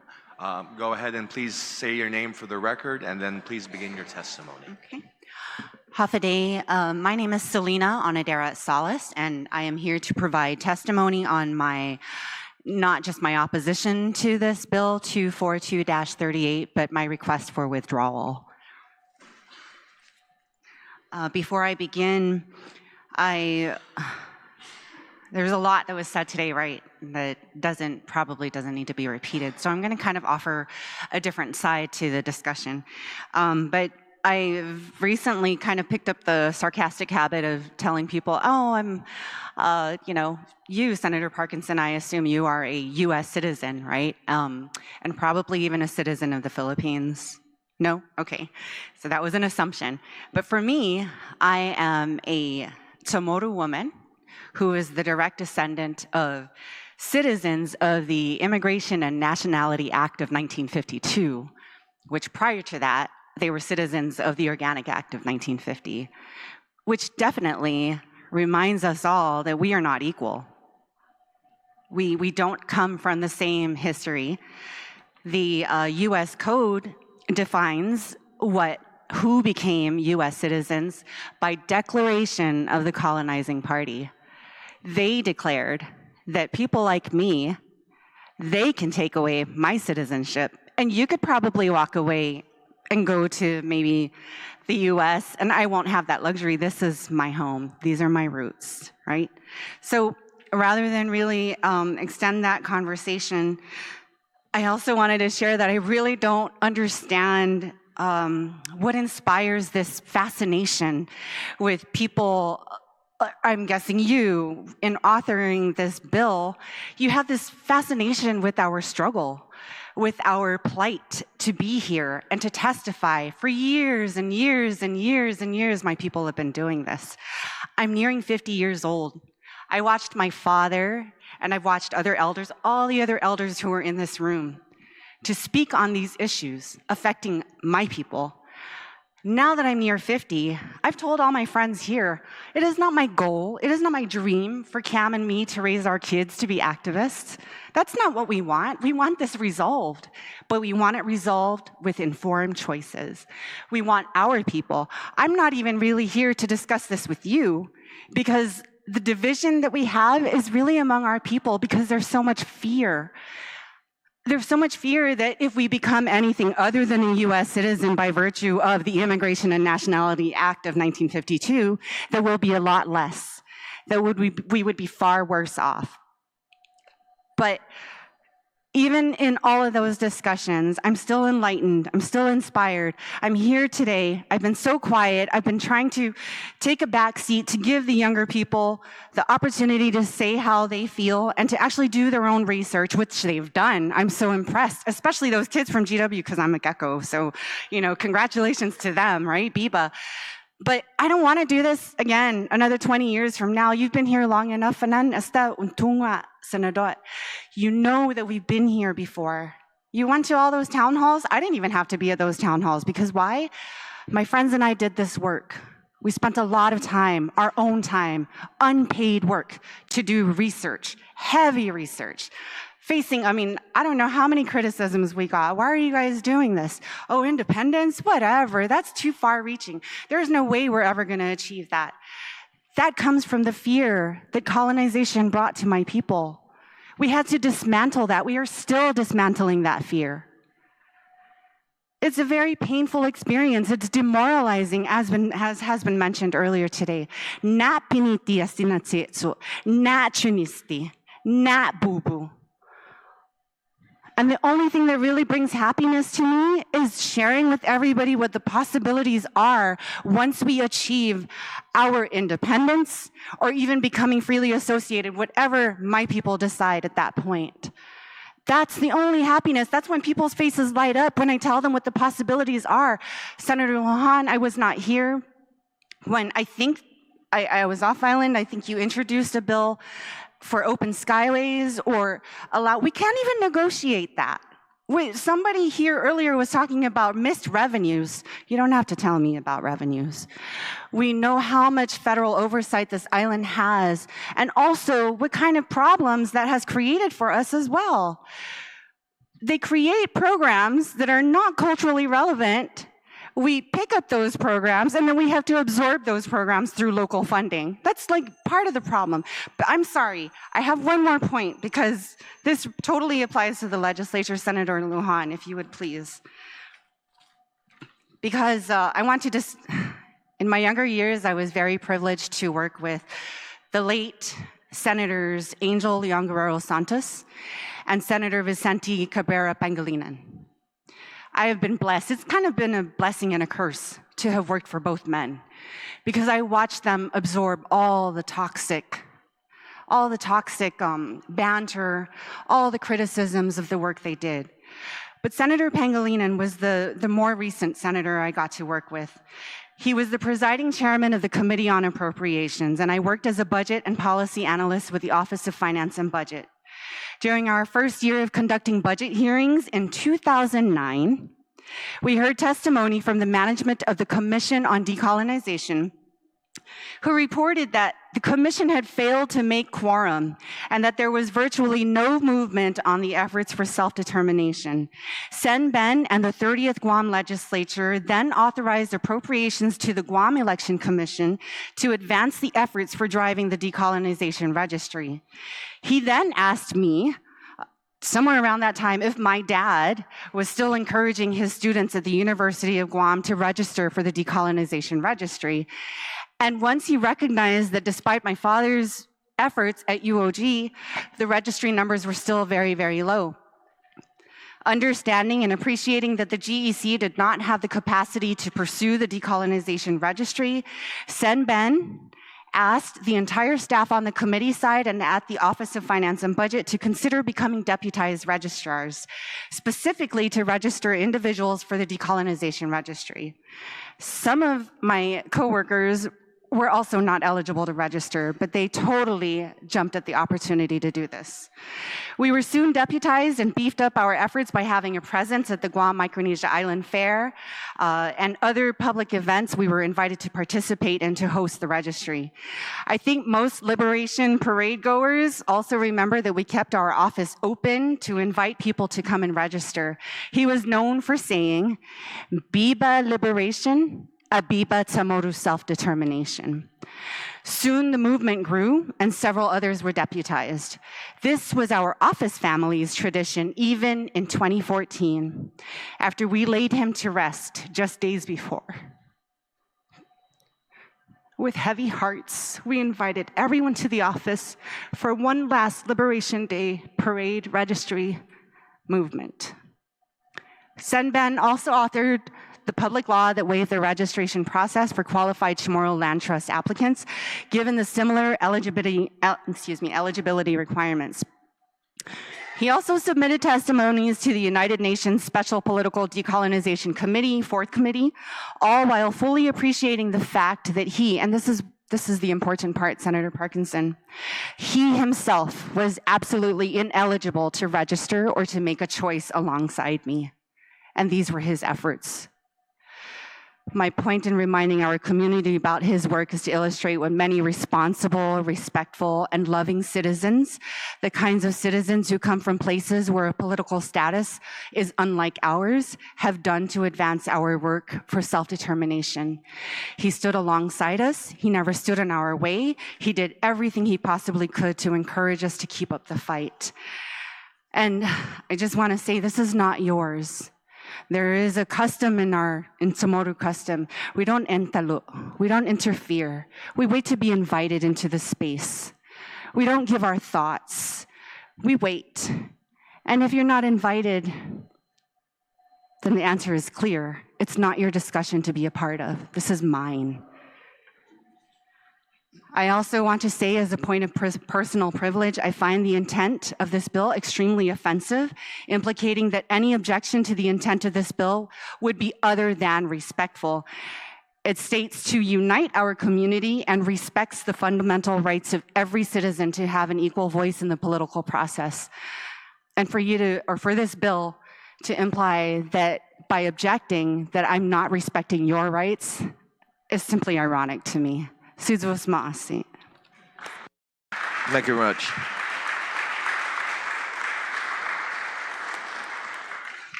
Good day, Mr. Chairman and members of the committee. My name is Leland Bettis. I'm a resident of Ekaji. Thank you for allowing me to testify on Bill 242. This afternoon, I want to speak directly to the issues that underlie the question of Guam self-determination. And if you allow me, I would like to evoke the reasoning of two advocates and activists of Chamorro self-determination I was privileged to know. May they rest in peace. Ron Rivera was a gentle, thoughtful man with a professional background in development disabilities. He would ask two questions this afternoon. The first question would be, are there Chamorros? Do they exist? The answer to that question is obvious. So the second question would be, have the Chamorros exercised self-determination for their homeland of Guam? I think the logic of Ron's reasoning will compel you to vote against Bill 252. Ronald Francis Tihan. He was a frenetic, sometimes bombastic activist with a professional background in environmental scientist. He would tell a story that cuts through some of the mess that colonialism has brought to the question of Guam self-determination. His story goes something like this. A Chamorro and a statesider were having a discussion about what Guam's sovereign status should be. The Chamorro made the point that Guam's sovereign status had been taken by colonialism and that it was Guam's birthright and the Chamorro birthright to make a decision about any future status. Sovereignty had only been taken from the Chamorros, and therefore it was only the Chamorros' right to reclaim it. Of course, the statesider had a different view. Like every other American had a right to vote in Guam, it wouldn't be fair that only the Chamorros should decide the sovereign status of Guam. So obviously, an argument ensued.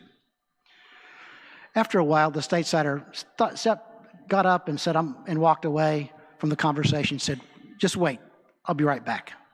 A few minutes later, the statesider walked back into the conversation with a friend that he had brought, an immigrant that had, under US law had been admitted to Guam. Confident that he would prevail, the statesider said, look, we live in a democracy. Let the three of us decide the vote on Guam's sovereign status. Stacking the deck with a democratic vote is not only an affront to the Chamorro right to their homeland, it also bakes in a bias in favor of colonial power.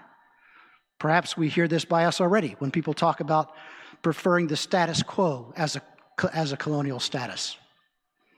If you support the view that Guam's birthright status should be determined by anyone other than the Chamorro people of Guam, then you should support Bill 242. I use these simple references of Ron and Ron because they illustrate something else. What Ron and Ron understood in their hearts and in their guts was the same standard as international law. Indeed, the question of self-determination for colonial countries and people is quite simple in international law. The right of self-determination in colonies belongs to people who have been colonized, the people from whom sovereignty has been stolen. A second point is the introduction of settler and immigrant populations into colonies is not supposed to happen. It disrupts the demography of the colonies and complicates the genuine exercise of self-determination. Passage of Bill 242 would reward colonial bad behavior in Guam. More disturbing, it offers up Guam's sacred birthright to a sovereign status in exchange for absolutely nothing. The right of a colonized people to self-determination cannot be sold. It cannot be loaned or transferred to other people, especially if under duress by a colonial power. But action by this legislature that tries to diminish this right would further complicate and delay the long overdue justice that the Chamorro people deserve. I strongly encourage members of this committee to vote against Bill 242. It does not deserve to reach the floor of the legislature as a whole. Thank you, Mr. Chairman. Thank you very much.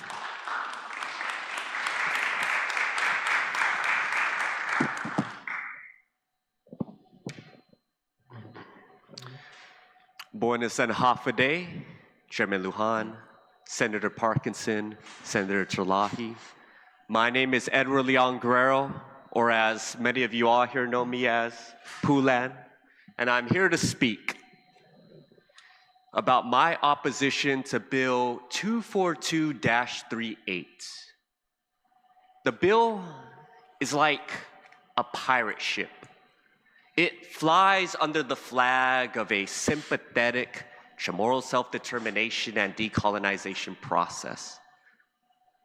But what it really is a colonization of our decolonization process. And I will quote from the bill itself. Quote,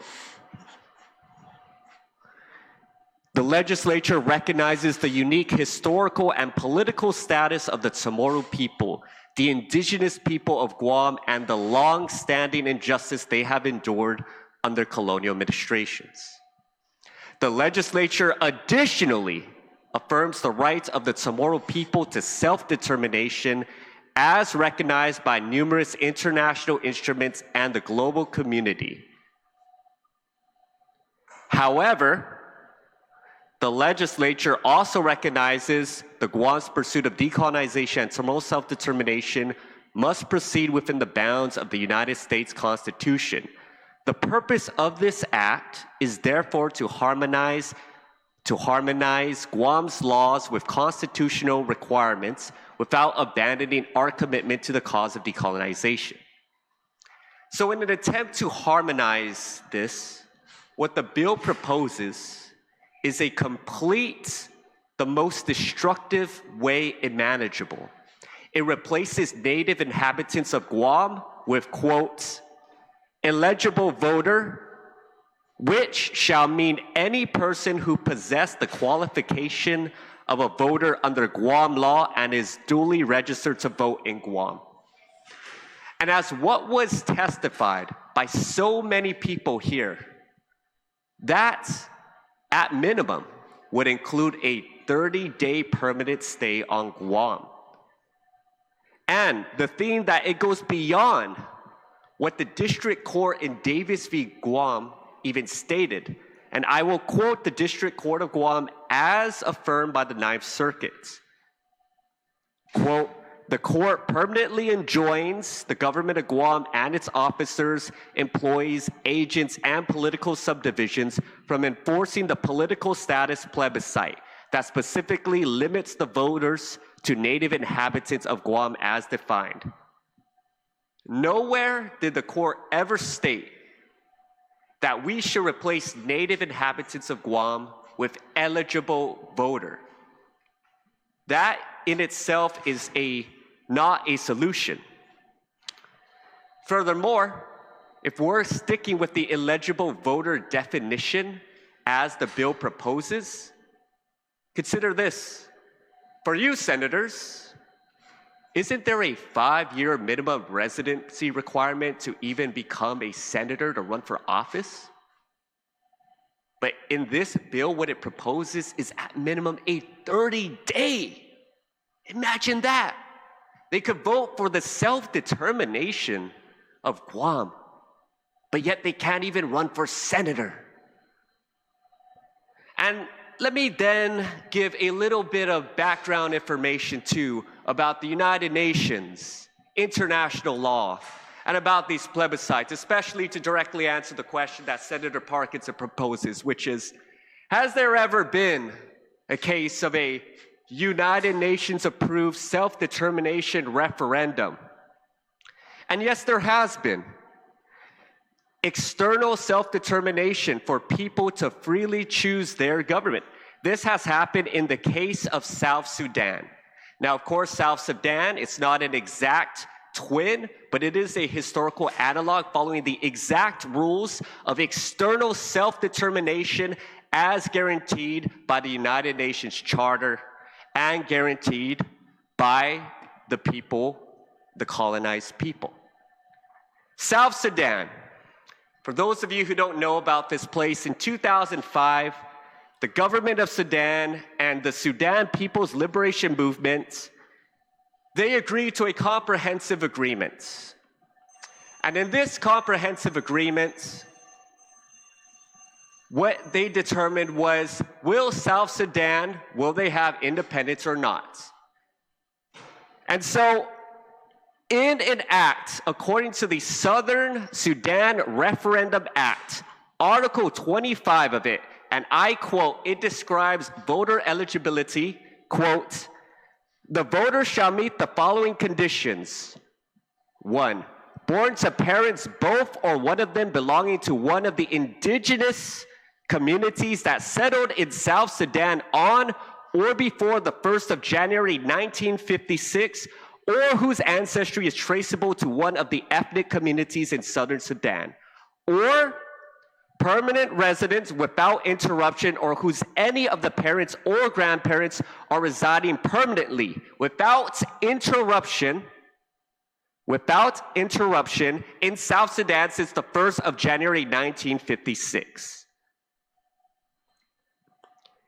In other words, voter eligibility was restricted to those who have had ancestors or ethnic groups indigenous to the South or are permanent residents who have been residing in South Sudan since January 1st, 1956, or their descendants.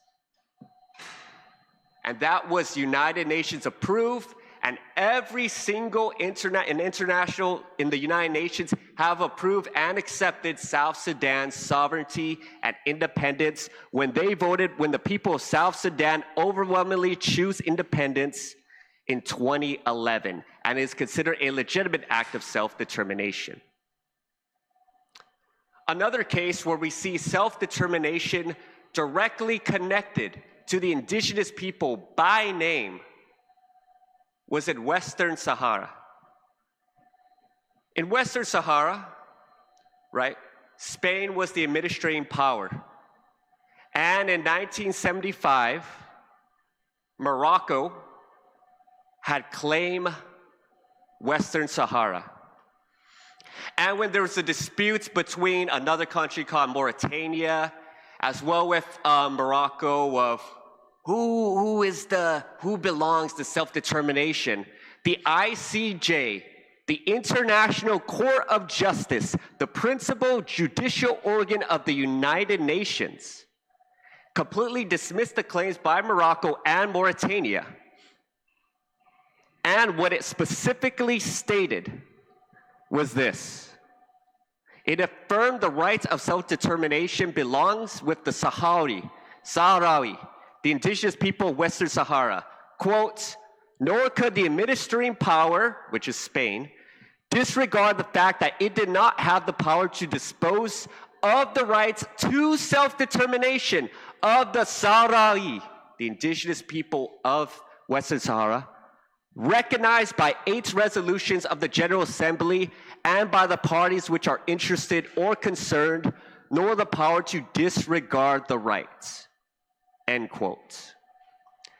And guess what? Soon after this ruling by the ICJ, the World Court, Morocco, they commenced the Green March, where they sent 350,000 Moroccan civilians, escorted by 20,000 soldiers, to invade Western Sahara. And that was, again, an ICJ ruling affirmed, recognized by the United Nations.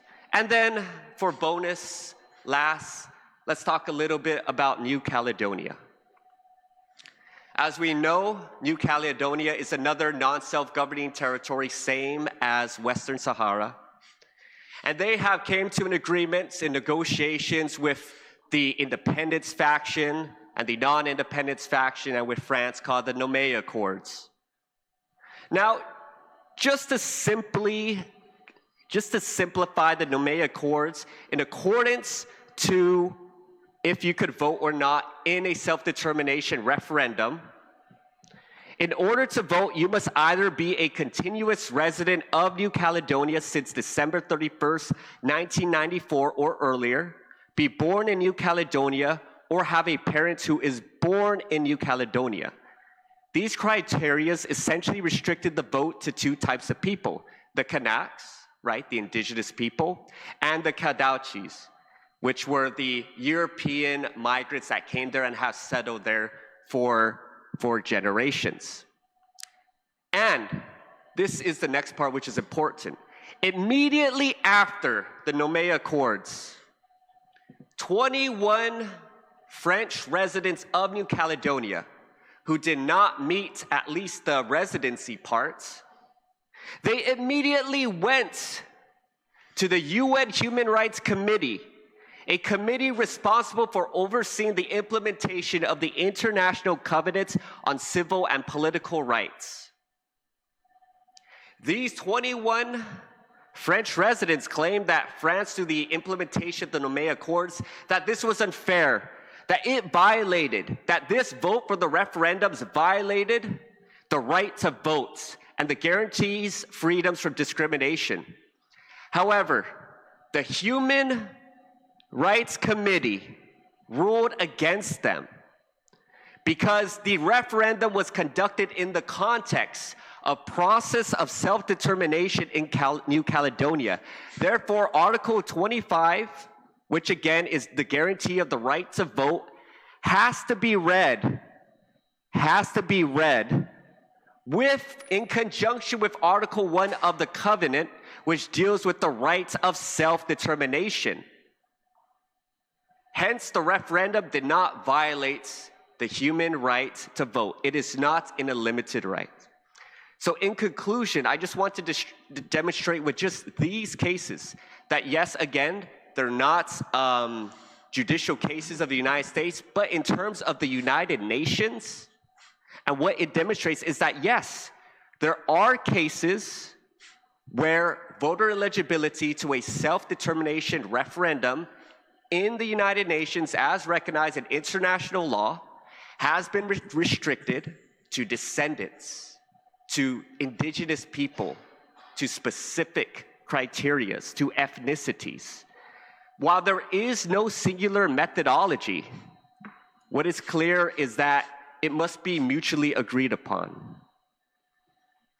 And so I just ask that the legislature body and the public listening to this is to consider that information. And I also ask for this bill to be withdrawn in light of that information. There is no need to go with this eligible voter criteria that was never ordered by the district court as affirmed by the Ninth Circuit. And then again, as to answer the question directly to Senator Parkinson, there has been external self-determination, a precedent in the South Sudan, which by all intents very mirrors the Guam law that was set in place in the 2000 legislature. Thank you very much. Thank you. Thank you.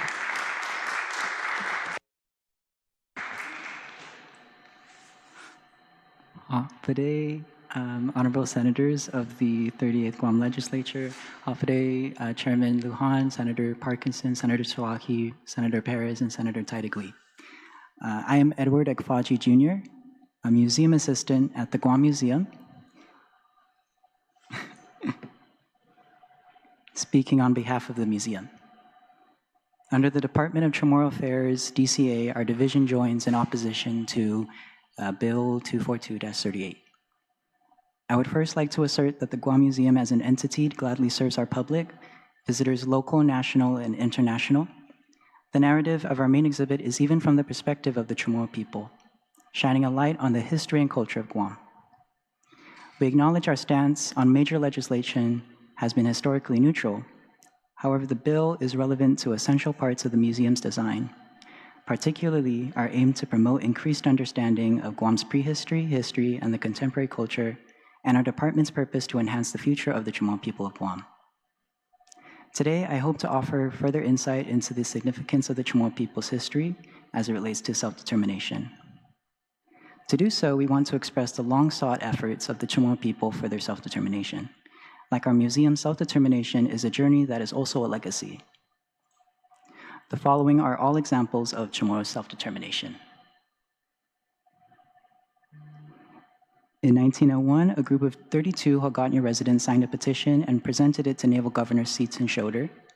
The petition expressed their discontent with the authoritarian rule of the U.S. Navy and requested a commission to study the situation and advise for the establishment of a permanent governor of Guam, particularly a self-government. The population at the time was overwhelmingly Chamorro, making this a recorded first of many strides for Chamorro self-determination. And since Guam and the rest of the Mariana Islands were both owned by the US, this petition is specific to the island chain as a whole. The quote-unquote dream of the Guam Museum was first recorded in the Guam Recorder around 1926, almost 100 years ago. Around this time, many of our community members were politically active and distraught with the movement to establish US citizenship. And many were becoming mindful of some vocal about the island status. A year prior, in 1925, 11 US congressmen from the House of Representatives made a stop to the island, drawing the attention of members of the Guam Congress. The Guam Congress, forgive me, the Guam Congress held a special hearing. The naval governor and 3 residents gave speeches to these congressmen. The naval governor impressed the fine spirits of the people of Guam. And all 3 residents used the opportunity to present their case for US citizenship from their respective generations. Of the 3, the delegation for the youth, Ramon Manalisay Sablan, also pressed for the island's undefined status, representing many community members who paid mind to the island's sovereignty. At this time, Chamorros are shifting their identity, vocal and critical of the new pressures from American naval rule and possibilities of sovereignty. Much of the self-determination movement was stopped due to the Japanese occupation and brought back to light in the time of our first Chamorro governor. Many decisions were made in the process of self-determination following this time. In 1969, Governor Carlos G. Camacho established the Advisory Council on Political Status and enacted an election for reunification with the Northern Marianas, which voters rejected. This rejection of reunification sparked the fire of the political status specifically for Guam. In 1969, we also hosted the first constitutional convention, thanks to the passage of Public Law 9-244. The legislation directed that a constitutional convention be held to review and make recommendations on proposed modifications to the Organic Act of Guam. In 1973, the Political Status Commission was established through Public Law 12-17 by the 12th Guam legislature. It was the first official body to set up to address Guam's political status as a specific issue. In 1973-74, the first Legislative Commission on Political Status was created. In 1975, the second Special Commission on Political Status was established. The commission did not take a position on the ultimate status for Guam, but was tasked with educating the public about the different political status options and to formally open negotiations with the federal government. In 1976, the U.S. Congress authorized Guam to create its own constitution, and voters rejected it in 1979. In the 1970s, Guam hosted the Second Constitutional Convention, and the grassroots duo, PARA-PATA, People's Alliance for Responsible Alternatives, or PARA, and People's Alliance for Dignified Alternatives, or PATA, which were formed in 1979 and 1977, respectively. Parapata presented the indigenous Chamorro point of view regarding issues of indigenous rights and Guahan's political status. In 1981, Parapata was reorganized when the Organization of People for Indigenous Rights, or OPIR, was formed, focused on Guahan's political status and Chamorro self-determination. In 1982, OPIR began testifying before the UN as a non-governmental organization, or NGO. In 1984, the Second Commission on Self-Determination was established. In 1987, voters approved the Guam Commonwealth Act. In the act, there was a position that specifically talked about Chamorro self-determination. In 1989 to 1997, the US Congress held 2 hearings on the Guam Commonwealth Act. Almost done. In 1989 to 2002, Guam non-voting delegates continuously introduced the Commonwealth Act to Congress. In 1991, the US Chamorro United Chamorro Settlers for Independence was formed. In 1996, the Chamorro Registry was established. In 1997, the Commission on Decolonization was established. In 2000, the Decolonization Registry was created. In 2010, the Chamorro Land Trust applicants were added to the Decolonization Registry. After this time, the Davis lawsuits paralyzed the movement for self-determination, but it is important to still record, preserve, and honor the work that has been done by generations of political community members, political and community members and leaders. To this day, the Chamorro people have an ongoing legacy of self-determination, Chamorro self-determination. To deny them this right would be not to give this past century-long concerted effort our fullest attention. I ask you to consider the many efforts of Chamorro people, the people with Chamorro heritage. Many efforts, there are many efforts they have made to arrive at our current moment in history. I wish to express my gratitude for your time and consideration today. Thank you.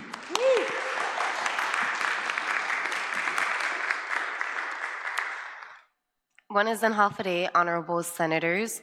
My name is Amanda Enenko, and I am a current student at the University of Guam under the Bachelor of Social Work program. I am testifying today as the historian of the Social Work Student Alliance. I first want to express my gratitude for the opportunity to present testimony in opposition to Bill 242-38. I will admit that I will be reiterating many points. However, I believe the reiteration of these points are necessary and for good reason. In the court case, Davis versus Guam, the central argument was that limiting participation in Guam's political status plebiscite violated the 15th Amendment. However, there is a hypocrisy that must be acknowledged.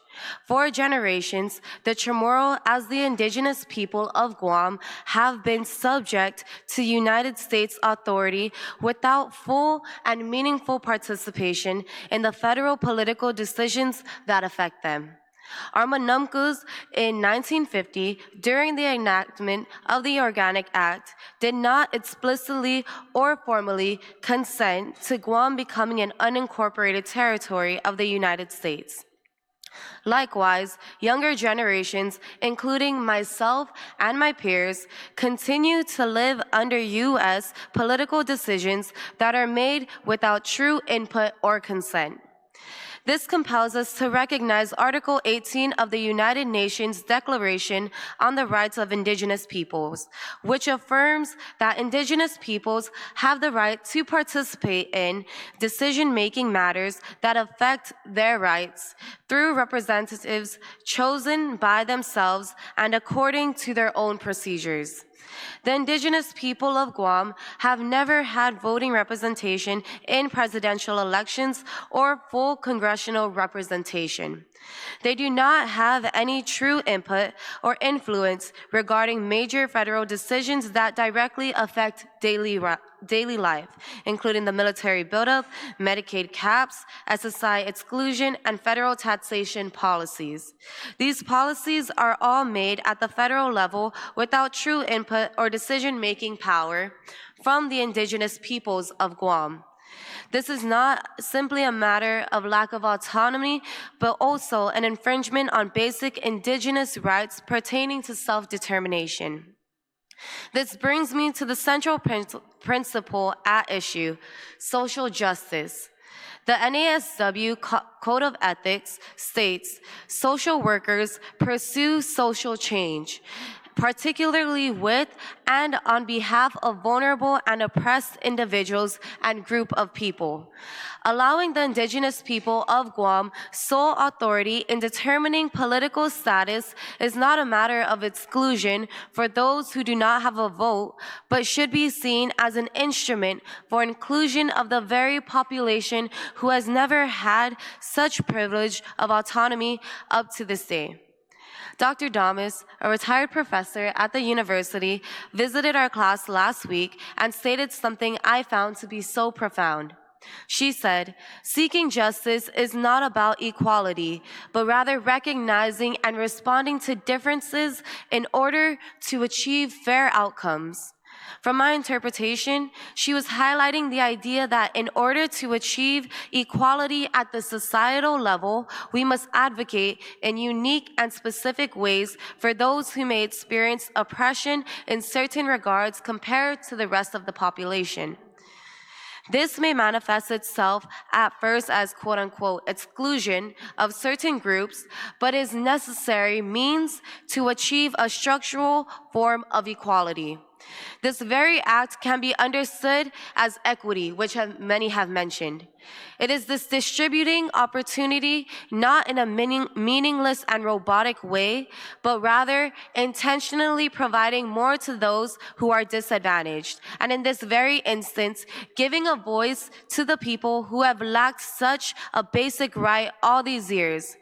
Since Spanish colonization, the indigenous people of Guam have not been given a voice in how they want to be governed. To restore justice, differentiated treatment may be exercised.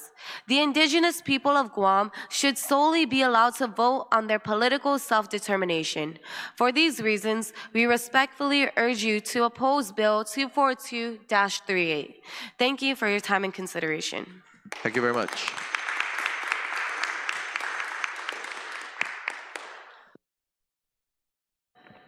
Buenas and Hafade, Chairman Lujan, Senators, members of the committee. Guahusi Nolan Flores, I am delivering this testimony on behalf of the Free Association Task Force.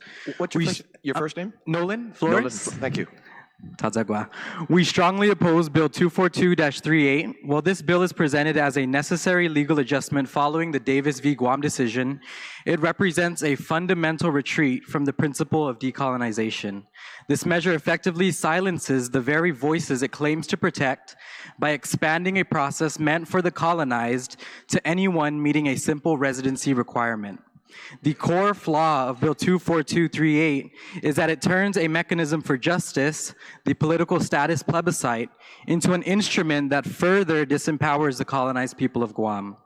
To understand why this change is so damaging, we must acknowledge that decolonization in Guam is not abstract. As others have covered, it is rooted in a long history of being denied the universal and inherent right to self-determination. For centuries, under Spanish rule, our people had no meaningful political voice. This continued when Guam was ceded to the United States in 1898, and again when colonial control shifted abruptly during the Japanese occupation. Following World War II, the island endured undemocratic U.S. naval rule and an array of post-war injustices. In 1950, the Organic Act was passed. And although it was a limited measure of self-government sought by our people for protection against land takings, it was still a unilateral act of the U.S. Congress. We have since outgrown that limited measure. At each point in this history, the colonized people of Guam were not consulted, nor was their will expressed through an exercise of self-determination. The plebiscite framework this bill seeks to amend was created by the 23rd Guam legislature to help remedy that history and the continued denial of self-determination. Bill 242-38 undoes that effort entirely. Yet political silence has never been our only story. At every point in that history, the colonized people of Guam have rejected colonial imposition. The political status plebiscite in its current form is not some abstract law or policy tool. It is the result of over a century of our people asserting their political legacy. Or their political agency, I'm sorry. This resistance is seen in the 1901 petition for political rights and the 1950 Guam Congress walkout. It continued through the 1970s constitutional conventions and the 1980s plebiscites and the push for Commonwealth. In 1997, the establishment of the Commission on Decolonization led us to where we are today. This includes the wisdom of the leadership of this very body in years past. We respectfully recall the words of the late Speaker Don Parkinson, the father of this bill's author. As Speaker of the 23rd Guam Legislature, he not only voted for the bill that established the plebiscite process this bill now seeks to dismantle, he championed the distinct rights of the colonized before the United Nations. In testimony before the UN Fourth Committee in 1994, he stated that, quote, "The Chamorro people have never been allowed to exercise their rights of self-determination." In 1995, at the UN Regional Seminar, he further clarified that the, quote, "real issue is the right of the Chamorro people to make a choice as to their political future without political nor economic interference from the United States." Speaker Parkinson understood then what this body must uphold now, that self-determination is a specific right held by a specific people. This legislature now stands at a crossroads. You can advance this long legacy of resistance by rejecting Bill 242, or you can advance a legacy of denial by ignoring the weight of history and violating the rights of the colonized. Because this plebiscite is born from that specific struggle, it cannot be treated as just another election. It cannot simply be a vote among current residents. It must be the colonized people deciding how they want to resolve the colonial relationship imposed on them. Bill 242's attempt to change the plebiscite is therefore unworkable because a process meant to move the island toward genuine self-government cannot begin by minimizing the specific group whose right to self-determination was violated. The current law recognizes the distinct rights held by that group and their unique historical experience that decolonization specifically seeks to right. Bill 242 not only does away with this recognition, it gravely disrespects the rights and experience of the colonized. Passing this bill ultimately surrenders to the logic of the colonial power. Bill 242 prioritizes federal court rulings over the inherent right of the colonized people to determine their own future. It perpetuates the political interference from the United States that Speaker Don Parkinson warned of. To break the plebiscite process now is to acquiesce to the idea that decolonization must be done strictly on the terms of the federal government and within the limits of our colonial status. We must not accept the false promise that we can achieve justice by first surrendering the distinct voice of the colonized. And finally, we must confront what this bill truly represents. By removing the distinct political voice of the colonized, we are treating our colonial status not as a historical justice to be righted, but as an administrative error to be smoothed over. We reduce our rights to a conditional privilege, implying that self-determination is valid only so long as it fits neatly within the frameworks of the colonial power. Senators, your consideration of this bill must hinge on respect. It is a matter of respect for the process this body established in 1997. It is a matter of respect for the colonized people of Guam and the weight of their distinct historical experience. Do not be the legislature that ends our historical rejection of the colonial status quo. Do not be the body that decides it was easier to follow the path of least resistance than to defend the difficult path of justice. We urge you to reject Bill 242, to honor the legacy of our people's quest for self-determination, and to stand with your people in this fight. Thank you very much. Thank you.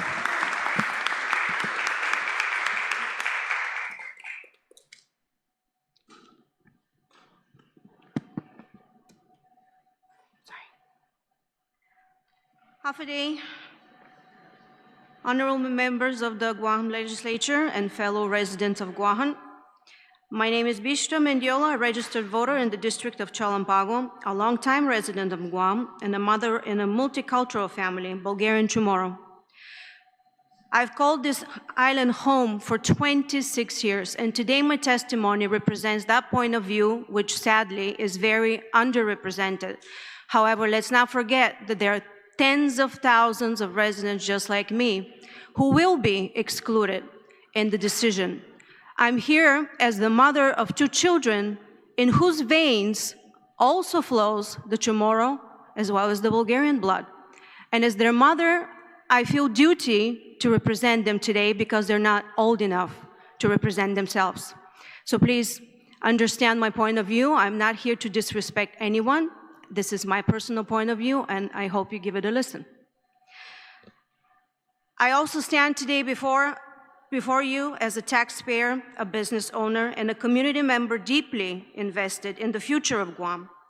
I submit this testimony in strong support of allowing all residents, including non-Chamorros, particularly those who have deep ties and deeply rooted connection to the island, and that I must emphasize strongly, to participate fully in the decision-making process for decolonizing Guam. And let me make it clear, no country in the 21st century should remain a colony, and that is my stance as well. Exclusion based on ancestry not only undermines the principles of democracy and equality that define both Guam and the United States, but also is risking fracturing our island society fabric at a time when its unity is essential for progress. First and foremost, decolonization is about self-determination for the people of Guam, not just select group defined by bloodlines. The United Nations Declaration of the Granting of Independence of Colonial Countries and Peoples, Resolution 1514, emphasizes the right of all peoples to freely determine their political status, and that includes me today.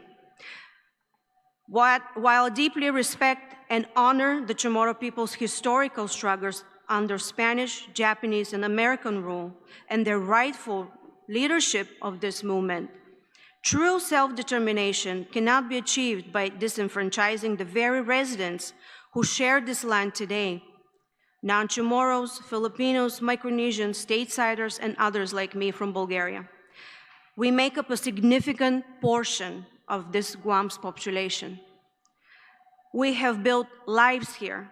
We've raised families, served in the military, paid taxes, and contributed to the economy.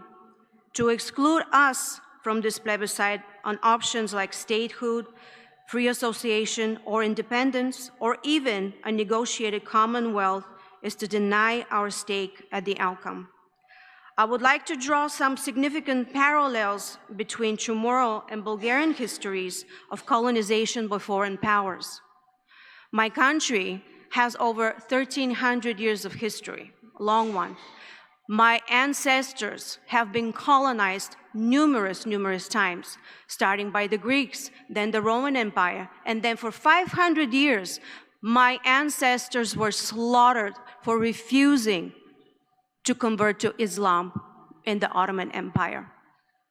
And the last colonization that occurred in my country was right after World War II in 1945. And it wasn't a country that colonized us, but it was the ideology of Marxism. And everyone who knows history knows what Marxists did to a lot of countries, not just mine. And I know, and I feel deeply down in my heart that colonization should not be occurring anymore. And that is what I support as well. Imposing a native-only vote echoes the very colonial divisions we seek to dismantle, creating a two-tiered society that contradicts the US Constitution's guarantees of equal protection under the law. Legally and practically, this inclusivity is not just idealistic, it's necessary. The landmark case of David versus Guam rightly challenged the restriction of voting to native inhabited only, as defined by 1950 Organic Act, ruling it unconstitutional racial discrimination.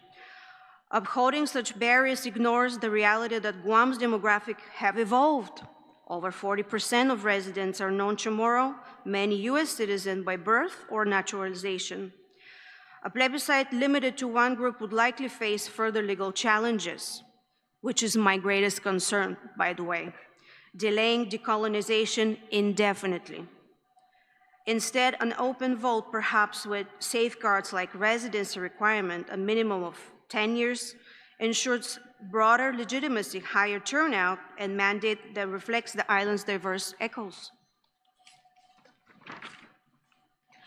This approach aligns with successful models elsewhere. Puerto Rico's status, for example, included all eligible voters, fostering national dialogue rather than division. In Guam, where military bases cover nearly a third of the land and federal ties drive much of our economy, decisions on status affect everyone, from access to federal benefits and taxation to environmental protections and cultural preservation.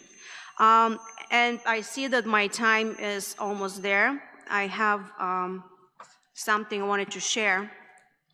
The Commission on Decolonization is quite aware that this repeal and change of the law is the only way to move forward. On September 2nd, there was a meeting, and I would like to read an excerpt from the minute meeting. It states, plebiscite update strategy discussion, where Mr. Melvin Pat-Borja reported on the budgeting, etc., and then he continued on, explained that the only way for the government of Guam to proceed in facilitating a referendum is for the Guam legislature to repeal the current law and replace it with a law that has no restrictions on voting eligibility. Continuing, the legal opinion issued by Attorney General Douglas Moylan in 2024 stated, the public funds cannot be used to facilitate a referendum in which there is limited eligibility. Nothing would prevent an NGO from taking on the task, but noted that if this were the path to proceed, no government resources could support an NGO-led referendum. And further, again, it was noted during the meeting that Guam legislature could address the issue at a policy level, which would entail a repeal of the existing law and its replacement with a law that would adhere to the confines of the Ninth Circuit Court ruling. That is from the Commission on Decolonization. All of them are quite aware that this is probably the best path forward, so we no longer delay that critical issue for all the Chamorros and non-Chamorros alike. Thank you for listening to me. I appreciate it. Thank you very much.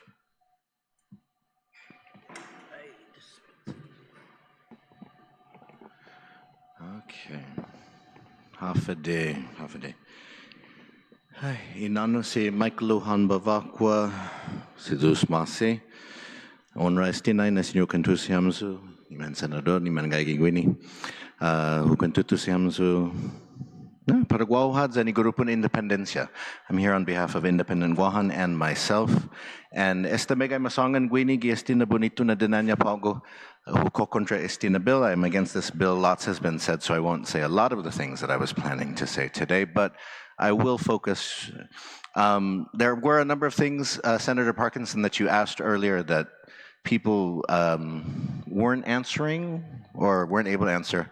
A lot of those things can be answered in terms of asking about the United Nations, asking about precedents in the United Nations. But I was outside, and I was on like page 11 of the testimony list, and so, but that goes to some of the things that I was that I was planning to, that I'm going to talk about. And so, in 2019, September, more than 2,000 people marched in the Finogi March for Chamorro Self-Determination. And Sen Bonito Adzuna Ha'ani, a lot of the people who are here today joined in that demonstration, and a lot of the people here made that possible as well. Either organized it or their advocacy in the past made it possible. And those of us who organized it, we were very careful about who marched at the front of it. There was a banner which Joy Certeza just took over to the Guam Museum today, artist Joy Certeza, the Finogi banner.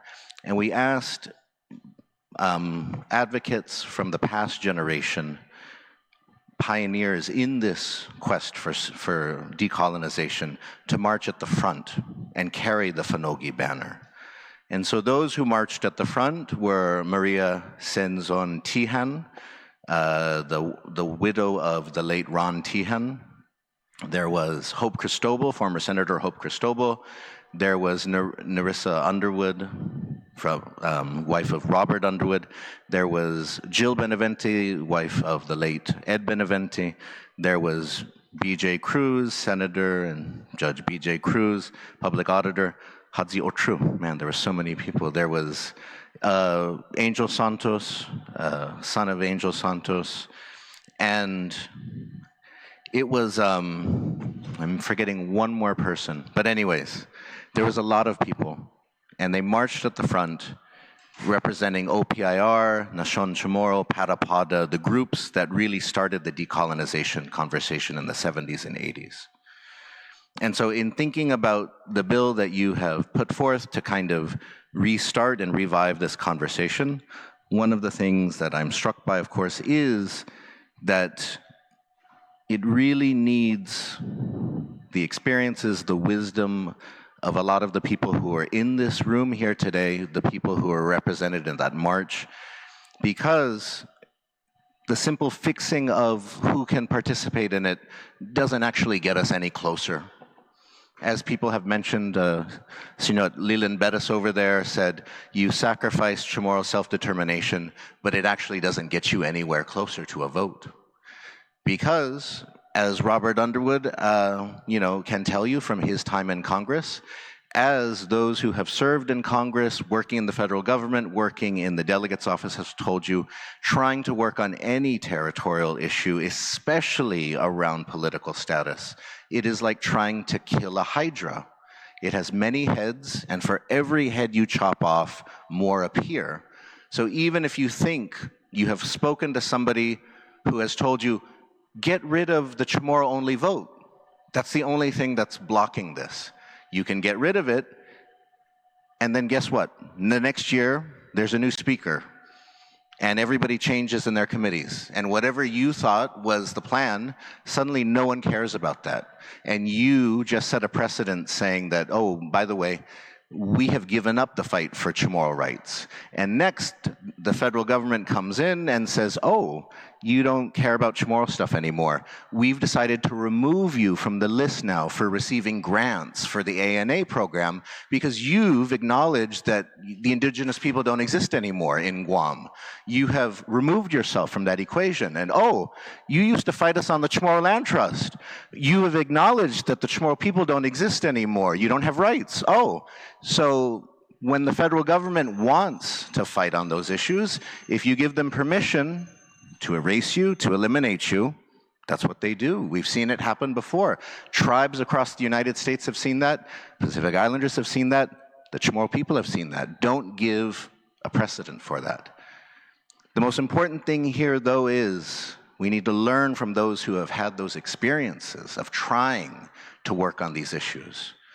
And a lot of those people were here earlier today, and we're very willing to talk about these things, but it's not a quick fix.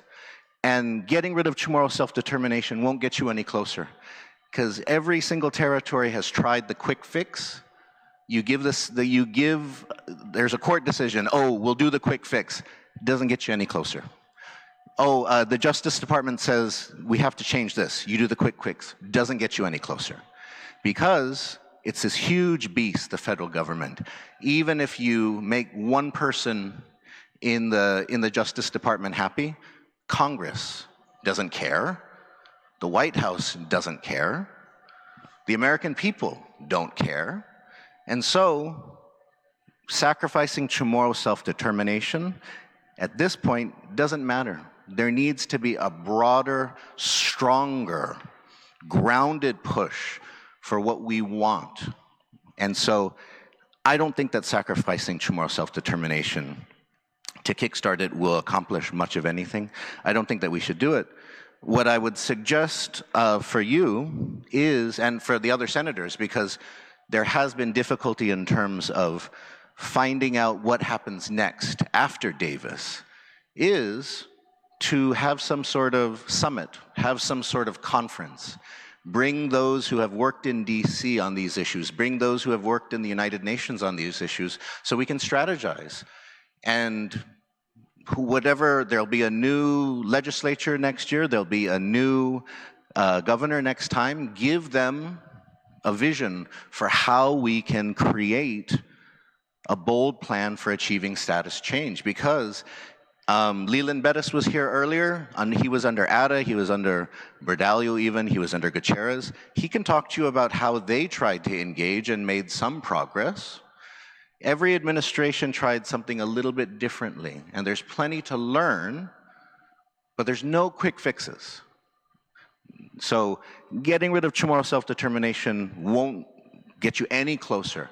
You might say, oh, it solves this problem, but it might create a whole host of other problems, locally and in terms of our relationship to the United States. And so it's better, my suggestion is, take a step back, get everybody together who knows this issue, and then just take and say, look, after Davis, what are we going to do? Because there are lots of different options. As was mentioned, you can pursue a plebiscite in all different forms. And we're not without options. The Davis case doesn't leave us without options at all. And so I'm very happy to work on that. I'm very happy to talk to you and to talk to anyone else about that, because I would love to see this happen.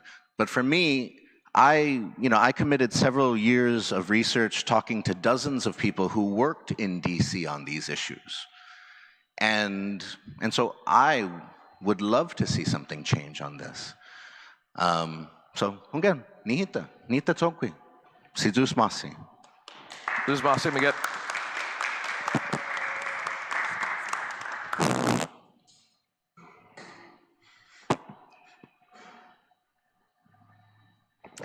Hafaday, Honorable Senators, Guahusi Cameron Flores Diaz Egarola. I'm a Chamorro woman, but I would be remiss if I don't mention I'm also a Filipino woman. My grandparents and my father came here when my father was 11 years old, and he met my mom. I'm here. And one of the things that I grew up learning from my Filipino grandfather and from my father is that this land is mine to inherit. This land is for my children to inherit and future generations to come. And that has always been instilled in the home and in my practice here as a Chamorro woman. And in my official capacity, I'm here because I serve as the Director of Communications for Micronesia Climate Change Alliance, which envisions a healthy, thriving Micronesian society empowered and rooted in indigenous culture, where all people and environment are cared for with just, equitable, and regenerative systems. I offer this testimony on behalf of Micronesia Climate Change Alliance in firm opposition to Bill number 242-38, based on the intersecting principles of environmental justice and the pursuit of indigenous self-determination. The proposal of Bill 242-38 carries serious consequences to our already climate vulnerable island, our waters, and our people, because political status is inseparable from political authority, and political authority determines how land, resources, and environmental protections are governed. Guahan stands at the front lines of the climate crisis. Scientific consensus, including findings from the Intergovernmental Panel on Climate Change, affirms that small island territories face disproportionate exposure to sea level rise, coastal erosion, saltwater intrusion, reef degradation, extreme heat, and intensifying storms. Environmental justice requires that those who have carried the greatest historical burdens retain a meaningful voice in shaping our future. On our island, indigenous Chamorros have carried the historical weight of colonization, land dispossession, and the cumulative effects and impacts of militarization and environmental burden. When environmental protections are weakened, or if the voices of such communities are diminished, those same communities absorb the consequences first and most severely. This is where we must recognize that environmental justice on Guahan cannot be separated from self-determination. Self-determination in a decolonization context is a corrective mechanism addressing a defined historical relationship between a colonizing state and a colonized indigenous people. The ability to steward land and water in accordance with cultural values depends on meaningful authority and political decision-making structures. Bill number 242-38 risks turning this decolonization process into a general vote that no longer reflects its original purpose. If the colonized people no longer hold a clearly defined role in deciding their own political status, the process cannot achieve environmental justice. For an island facing fast-growing climate risk, authority over land, water, and regulations, this is life and death work for us. Weakening the indigenous-centered basis of self-determination threatens not only our dignity, but also our capacity to protect our ancestral aquifers, our reefs, our lands, and our future generations. Future generations of Chamorros will live with the legal structure that would potentially be defined by this bill. They will inherit either a process that truly respects our people's right to decide their own future, or one that weakens that right at a critical moment. This decision, this body will shape the ability of our people to protect and sustain this homeland for generations ahead, and I urge this body to protect the integrity of Indigenous self-determination and to ensure that the Chamorro people retain the decisive voice in determining their own future. For these reasons, I respectfully request that the sponsor of Bill 242-38 withdraw this bill immediately. I also respectfully urge the committee chair not to report this bill out of committee in light of the significant concerns that have been expressed by our community and our Chamorro people. Sidos Masi for your time. Thank you very much. Half a day, Chairman Lujan, Senator Parkinson, Senator Talahi, and Senator Taitugui, thank you for staying and for allowing all of us to speak today. Si batasat berdazu agun. If you're more comfortable, you can move in there. Thank you.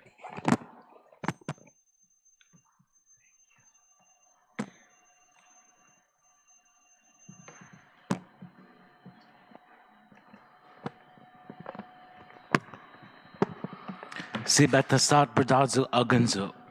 Lahin difunto Edward L.G. Uggan, Zen Catherine B. Uggan. Tautau Tomhomzu. I am here today to voice my strong opposition to Bill 242-38. This bill is a dilution of the Chamorro voice. It allows a 30-day resident to have the same power over our political future as the families who have been here for millennia. While I understand the legislative intent to address federal court rulings, this bill, as currently written, is a dangerous concession that threatens to permanently silence the indigenous people in our own Chamorro homeland.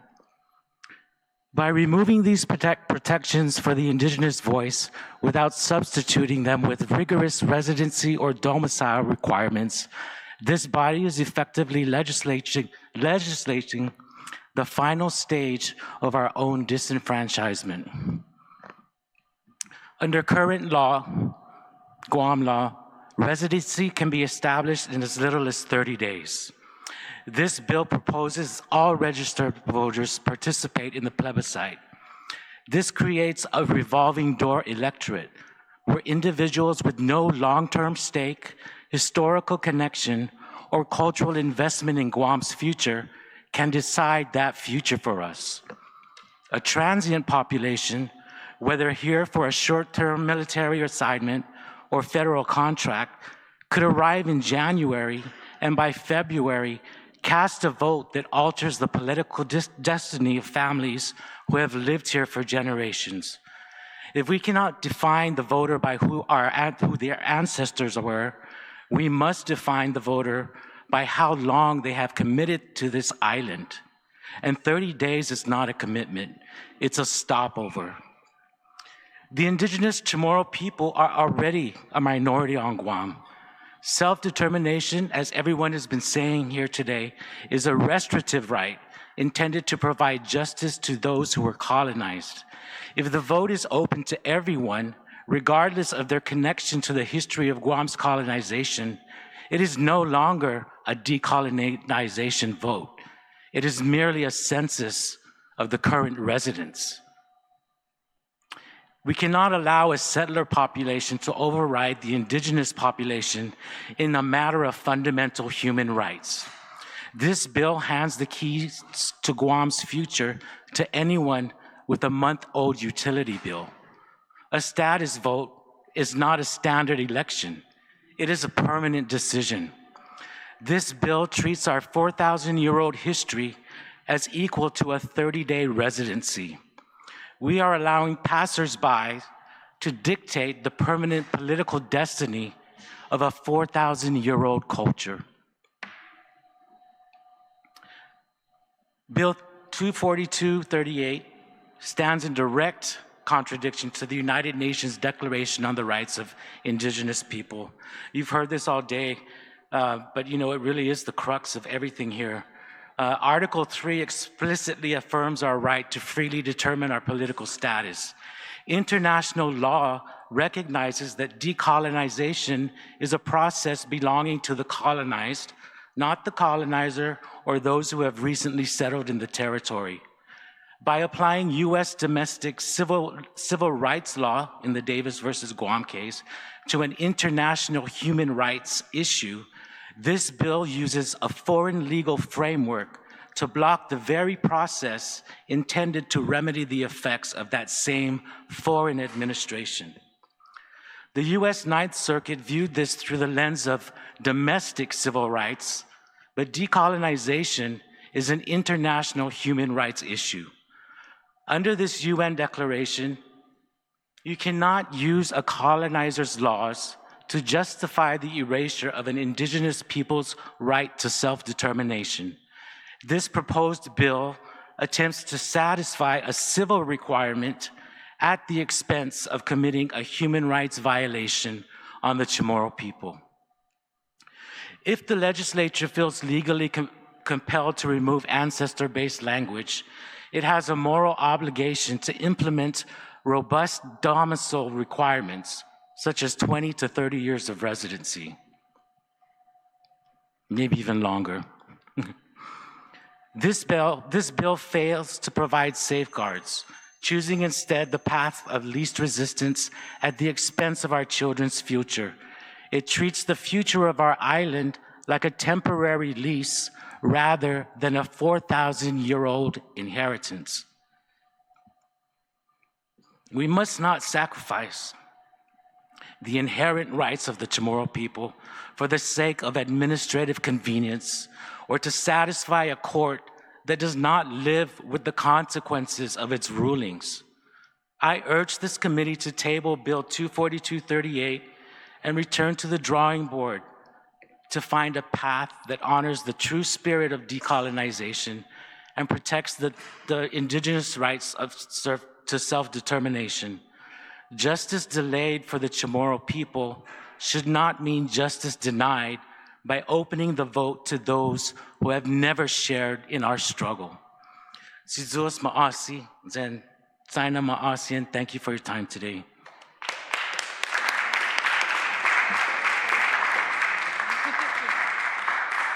Mr. Uggan. Buenas and have a day, honorable senators. Inanhusi Maria Hernandez. I am a Chamorro mother born and raised here in Guahan. I also have Filipino and Mexican ancestry. My dad is a big Mexican dude who's lived here for 40 years. He's a very opinionated guy, and I've asked him, Dad, why do you not get involved in politics? He's like, this is the homeland of the Chamorro people. They need to be centered. You need to speak up. This is your land. He doesn't even wear a sanahi. He's been gifted sanahis by so many friends, but he feels that it's so meaningful to the Chamorro people that he just keeps them as a gift and wouldn't wear them. So this is the respect that he has for our Chamorro people. I serve as co-executive director of Micronesia Climate Change Alliance, and I'm also part of the Ratidian families who have been fighting for ancestral land return for more than 60 years. I grew up in a land struggle, watching my elders who were then part of the Ratidian Families Association arrested and brought to federal court for trespassing on their own land. Blood, sweat, and tears shed for the protection of our land. And none of my elders who were fighters for Chamorro sovereignty and have passed on to the next life ever got a say about our political future, about our lands, about our waters. And so to hear that any registered voter who has lived in Guam for 30 days would have a say in the political future of our people and our home is incredibly insulting and an affront to our indigenous rights. And I join many today in disbelief that this was even proposed in the first place. For over 400 years, our Chamorro people have had no choice but to bear the burden of colonization. We've had our hands shackled as nearly 1/3 of our island remains occupied by the US military. The recent military buildup alone cleared more than 900 football fields worth of land, destroyed ancient Chamorro settlements, desecrated ancestral burial sites, and erased irreplaceable cultural heritage, all against widespread community opposition. It's time to break those shackles free.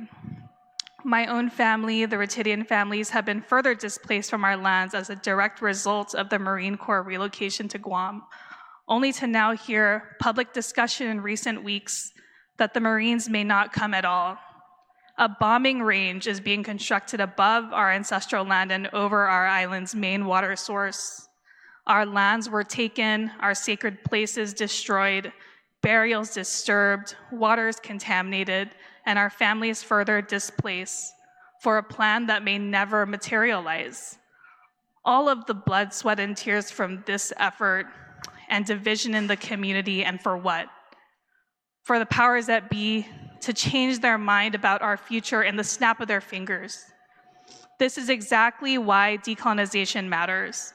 We absolutely need to decolonize, but Bill 242 frames the decolonization plebiscite as if it were simply a general election. It is not. Decolonization is a remedy for colonization. If we had real agency, we'd be able to make decisions about our lands, our burials, the impacts of militarization, especially in the time of climate crisis. If the stated purpose of the town halls the senator held was to hear the will of the people, then those town halls were disingenuous. Nobody asked for this. Advancing this bill without it being driven by the will of the people suggests decision-making driven by personal or political interests, not by the will of the people most impacted. And I hope we all remember this come Election Day. Bill 242 is not neutral, it is not harmless, it's an insult to the Chamorro people, it's an insult to the future of our children. I join the many voices in this room and all who spoke today, except Guerrero, calling for Bill 242 to be immediately withdrawn by its sponsor and for the committee chair to decline to report this bill out in light of the overwhelming testimony against it. The Chamorro people deserve to be centered, not sidelined in decisions about our home. Senator Parkinson, your own father, was one of the senators in the 23rd Guam legislature who voted unanimously to establish the Chamorro registry. Do the right thing and withdraw this bill. Sitos Masi.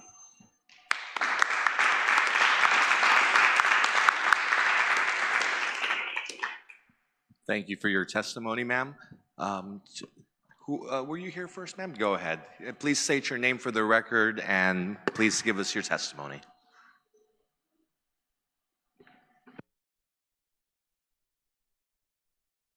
Yeah. Jesus Benedicio, Senator Parkinson, Sizus Masi, Senator Talahi, and Senator Taitagui. Also to the chair, Senator Lujan. My name is Maria Antoinette Dionis Sablan Velasquez. Tautau Chalampago ordered Guam. So I just, Lord, I just pray your will be done in Jesus Christos' name, Zuostata. Amen. So I'm coming to testify today, basically a neutral position. So just really quickly, I know there's a time limit. It says, the Son of Man have power upon earth to forgive sins. For there are three that bear record in heaven, the Father, the Word, and the Holy Ghost, and these three are one. And before I go quoting more scripture, even the word says women should keep quiet in the church. Okay, so Going back to historical things, in starting with the Treaty of Paris of 1898. There were many plenipotentiaries, both for Spain and the United States. Article 2, Spain cedes to the United States the island of Puerto Rico and other islands now under Spanish sovereignty in the West Indies and the island of Guam and the Marianas. Personally, my spouse is from Puerto Rico. My dad is Saipanese, Sinamay, Sablan Guerrero, De Leon Guerrero. My mom is Tata Guam.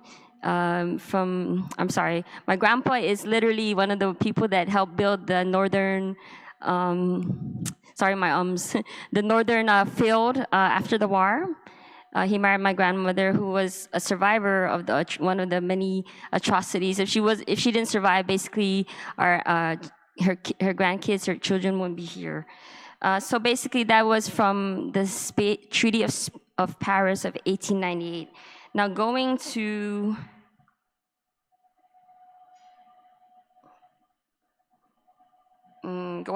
the some more scriptures where the word, Ecclesiastes 8:4, where the word of a king is, there is power, and who may say unto him, what doest thou? Numbers 32, if a man vow unto the Lord or swear an oath to bind his soul with a bond, he shall not break his word, he shall do according to all that proceedeth out of his mouth. Psalm 37:21b, payeth not again, a certain type of person. On the other hand, payeth not again, but the righteous sheweth mercy and giveth. So my own brother, he literally went to United States Military Academy. He's serving for the United States military. My nephew is an officer in the United States Air Force. He was also a graduate of that Armed Forces Academy. So all this that Guam people have contributed in contemporary times to America cannot be forgotten. So the word also says that that those in power should be prayed for. So let me get that right quick. So we just because everything was all the way from the Organic Act, everything has to go through Congress. However,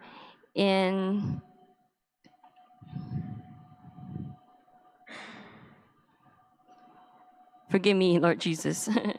Okay.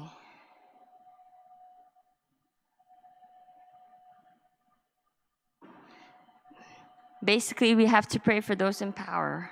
Put them in mind to be subject to principalities and powers, to obey magistrates, to be ready to every good work, to speak evil of no man, to be no brawlers, but gentle, shewing all meekness unto all men. So the very fact that so many things were written for Guam and on behalf of Guam, literally sometimes it wasn't with our input, such as the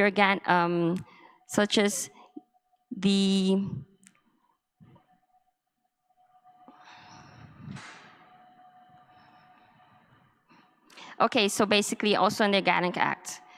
Organic Act Bill of Rights, Section 5, letter U. The following provisions and amendments to the Constitution of the United States are hereby extended to Guam to the extent that they have not been previously extended to that territory and shall have the same force and effect there as in the United States or in any state of the United States. It goes to list the different parts of the United States Constitution. So I just hope that the United States would step up and give Guam from the Treaty of Paris of 1898 to the Organic Act of 1950, will give everything, bring us to the table, and just like in my dad's CNMI, from the ratification of their constitution in 1977 to 1978, it went into effect. Hopefully, Guam's leaders, our legislature, the 38th Guam legislature, our head of government here, the governor and lieutenant governor, and all the parties that are working for our future self-determination will come to the table and possibly do what what happened in 1977 and 1978 in Saipan. Jesus Masi. Thank you much. Can I get your name again, please? Yes, Maria Antoinette Diona Sablan I'm Velasquez. sorry, your first name? Maria Antoinette. Thank you.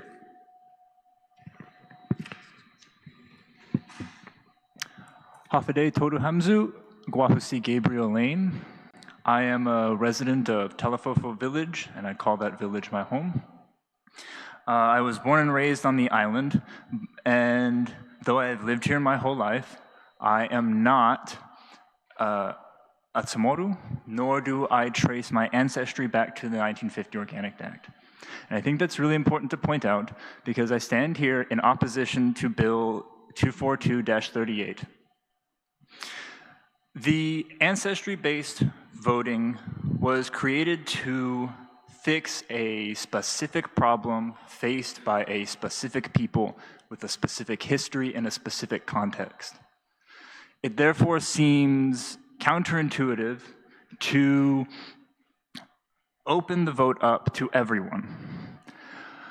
I believe that for people like me, who you might call settlers, it is unethical to command the Tsamoru people to let us speak and decide their relationship with their own colonizer. I believe that if, for people like me, you truly believe in independence for Guahan, you believe in the best thing for the Tsamoru people, then you need to put your ego aside and let those who have lived under a colonial history determine their own relationship with their colonizer. There are a multitude of ways for people like me to contribute to decolonizing the island. And I believe for those that do care, you will take the time to go out and be in the community, go to the ground, talk to the people who are actually doing things. In summation, I am in staunch opposition to this bill, and I ask that the legislature withdraw it and do not put it to the floor. Thank you very much.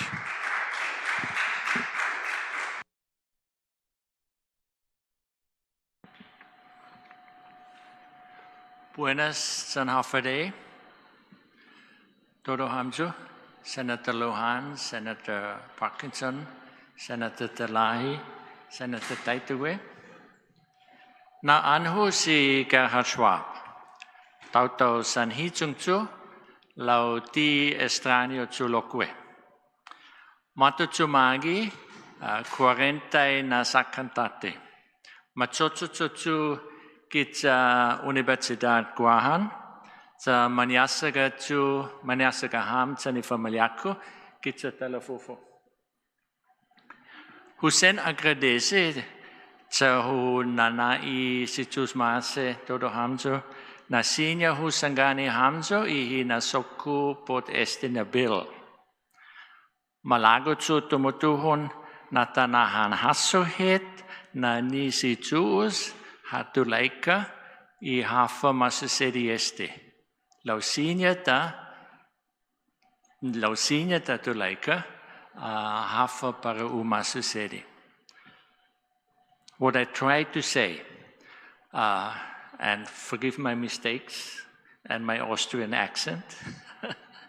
My name is Gerhard Schwab. I'm an outsider, but not a stranger as well. I came to Guam 40 years ago. I work at the university and I reside with my family in Telefofo. I very much appreciate and thank you for letting me share my thinking about this bill. And I want to start with reminding us that not even God can change what happened, but we can change what will happen. I testify in opposition to Bill 424. I shall briefly state my rationale for this opposition and then humbly share a few thoughts and questions that I wish may be helpful in future policy-making deliberations. My reason for opposing Bill 242 is very simple. It were the Chamorro people or the native inhabitants of Guam who were colonized and who were denied their inalienable right for political self-determination. It were not the current eligible voters who were colonized. So it should be only native inhabitants of Guam, not all registered voters, to vote in a political status plebiscite. However, the question of who is a native inhabitant of Guam or how do one become a native inhabitant is not a simple question to answer. I lived in Papua New Guinea 5 years before I came to Guam. I was fortunate and privileged to visit every young Micronesian island nation, and I read anthropology books. It all convinced me that becoming a native inhabitant is not only biological, but also social, cultural. Traditional societies throughout the Pacific have various social, cultural mechanisms to fully integrate outsiders, regardless whether they're children or adults, into their native island societies. There seem to be two main criteria that traditional societies use to adopt and integrate outsiders into their communities.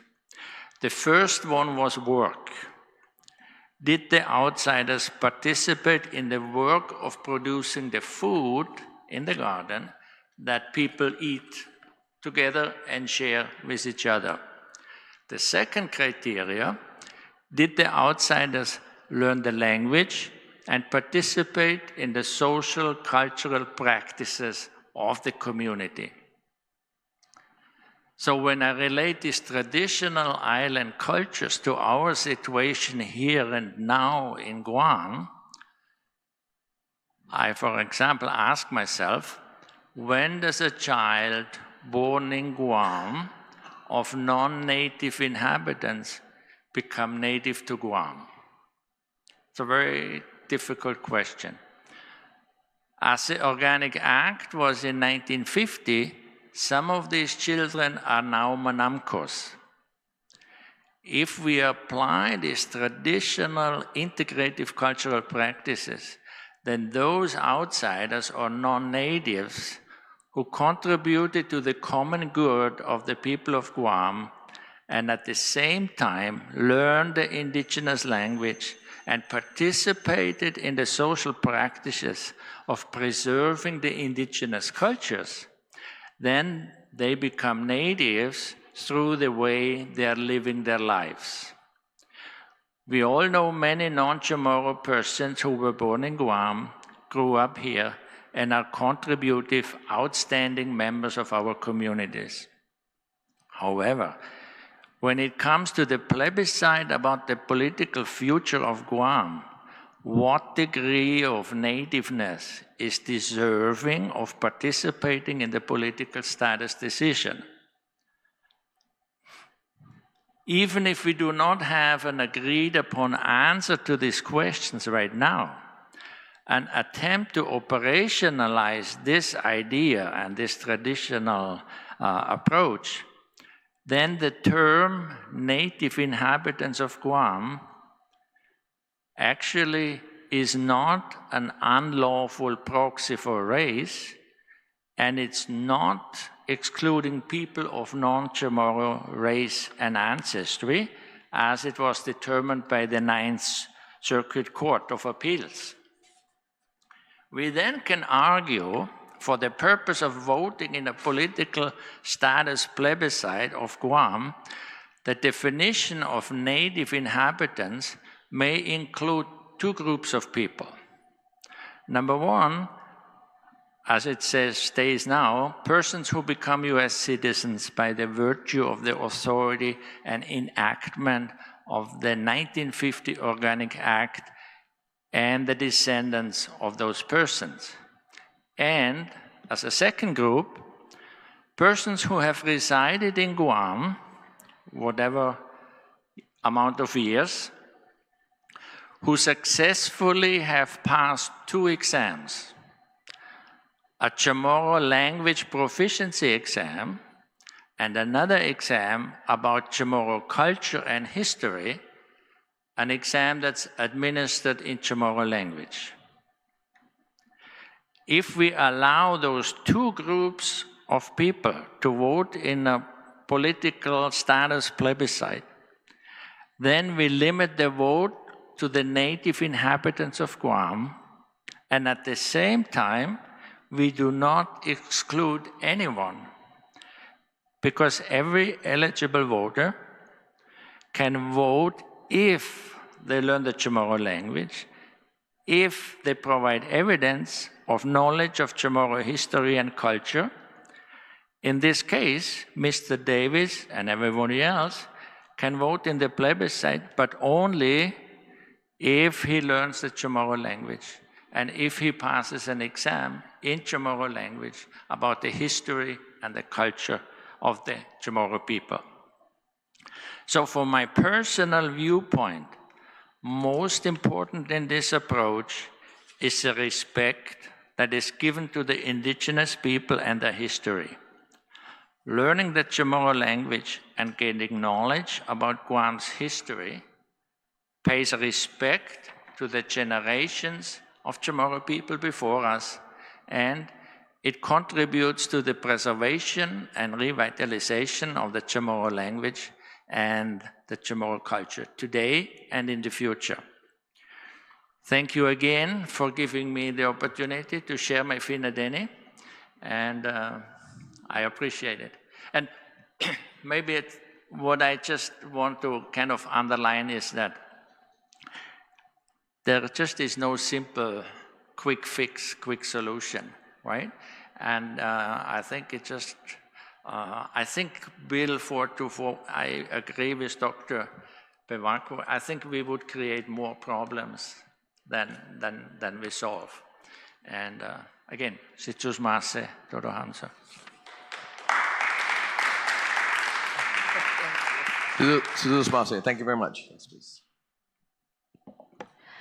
Hafade, Happy Chinese New Year, Biba Tumai Guini. It's also Ash Wednesday and Ramadan Mubarak. So today is a very auspicious and powerful day that people around the world are celebrating in the renewal of life and the start of spring. And it's a great time for us to galvanize this movement forward for Chamorro self-determination. I also wanted to express my sincerest concern and prayers for you, Will, and your family as you're navigating a hard time. As a birth doula, I know that sort of anxiety that could bring with pregnancy challenges, and yeah, we wish you that this gets over quickly and that you can be with your family and support your wife in this time. And you can do that by withdrawing this bill. Guahu si manyakadiro tato mariana zu hagen guahan zu. Tomorrow at ginin guahan si nanahu zantatahu. Tomorrow lakwi inanania idosai nahu. Sa masagut giza sengsung telefofut lokwi gagizu gunigile stron guahan pagu para to gagizu lokwi I toru I man mofutna zengguahu gagizu lokwi I toru I man maila. I'm here to also echo all that those before me had spoke about in negation of Bill 242-38. This bill negates the sacred connection and responsibility that the native people of these homelands, Itano Iman Samoro, Iman Manmoro, innately carry. No foreign power, no extractive industry, no weapon, and no legislation can ever erase that sacred connection that Chamorro people have with the land, Itano, the sea, Itasi, the air, Iairi, and the water, Ihanum. We are all those things. We are this island, and our connection runs deep as the Marianas Trench, the deepest part of the world's ocean. I come here with all these wonderful people urging this body to protect the sacred, precious right of self-determination and protect it for the original stewards of these homelands. Bill 242 forgets what each and every car driving on our pothole-driven roads that has so much traffic right about now proudly proclaims. Each license plate says, Itano y Mansamoro. This is the land of the Chamorro people. Guahan and all of the Mariana Islands in this archipelago is a homeland. And having a homeland means a deep, possessing, often ancestral connection to a specific place that serves as a foundation of someone's culture, nationality, or ethnic identity. It represents a place of origin and a belonging, a motherland or a fatherland, where a group shares a history, language, and often emotional or spiritual bond. And you've heard that come through so strongly to so many of the people who testified today. Even though we've all endured centuries of uninterrupted colonial rule here, the Chamorro people have always remained, and we will always remain. And with that remaining is also the spirit of Anafa Maulik, the one that ensures that we look after one another, that we bring harmony to the spaces that we are in. So what is good for us as Chamorro people is good for everybody.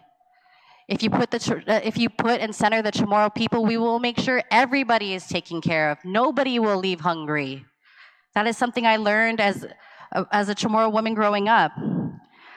And because of colonization, my story is very similar to so many other Chamorro people's story. I was born in an army hospital in Texas in the middle of the winter. My father was one of tens of thousands of Chamorros who have served bravely for the US military, and who came home with severe PTSD, and he didn't come to terms with it until literally like months ago. And so I grew up in a household with a father who had PTSD because he served in combat. And of course that caused a lot of issues for me and my sisters growing up, and my mother for growing up in that kind of household. But so many others, because of colonization, have had to endure that. But I also grew up with a big, loving Chamorro family that gathered in prayer, gathered in celebration, that always made sure to take care of our elders, always made sure to take care of and protect the nennies. And that all the values from my family members I carry so strongly to all the spaces that I'm so privileged to be in. I also grew up, and because of colonization, went to the public schools here with you, Will. You and I were classmates, and so I was also classmates with your siblings. And in our classrooms, we learned about the 50 states and the capitals of the 50 states. We learned about around the 4 seasons, but we didn't even learn about the Marianas Archipelago, let alone the other islands that we share Micronesia with, our closest neighbors. Because of colonization, I was also fed into the lie as a high school graduate that I had to leave the island to learn the skills to come back and serve. So I left the island and had a big crisis of identity as a freshman in college in Las Vegas in the desert. And it wasn't until I realized that how special, that being there made me realize how special our islands are, how special Chamorro people are. And so I came back to finish college here at the University of Guam. And while I was at the University of Guam, I studied anthropology, and that allowed me to take archaeological field school. And with the field school, I was able to work on ancestral burial sites. And because of colonization, we don't have proper protocols around caring for our Manyannaita, or our first ancestors whose burials are still remaining in boxes and haven't been reinterred yet. Because of colonization, I've seen so many of our people die early because of the toxic contamination that we've been subjected to, because our lands and waters have been used for warfare, have been used for things not of our nature, things that don't create peace, things that don't represent Anafa Maulik, all by foreign entities. I've also seen addiction and riddle my family, riddle my friends, and all of these are all because of intergenerational trauma. So there's a huge need for healing, and this bill does not bring the healing that is needed.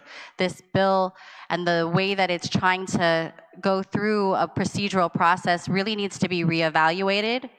And for that reason, I respectfully request that the sponsor of Bill 24238 withdraw this bill immediately and urge the committee chair not to report this bill out of committee in light of the significant legal, environmental, and other consequences that will come forth if this bill passes out.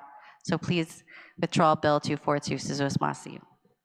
Thank you, Ms. Dioro. Before we, okay.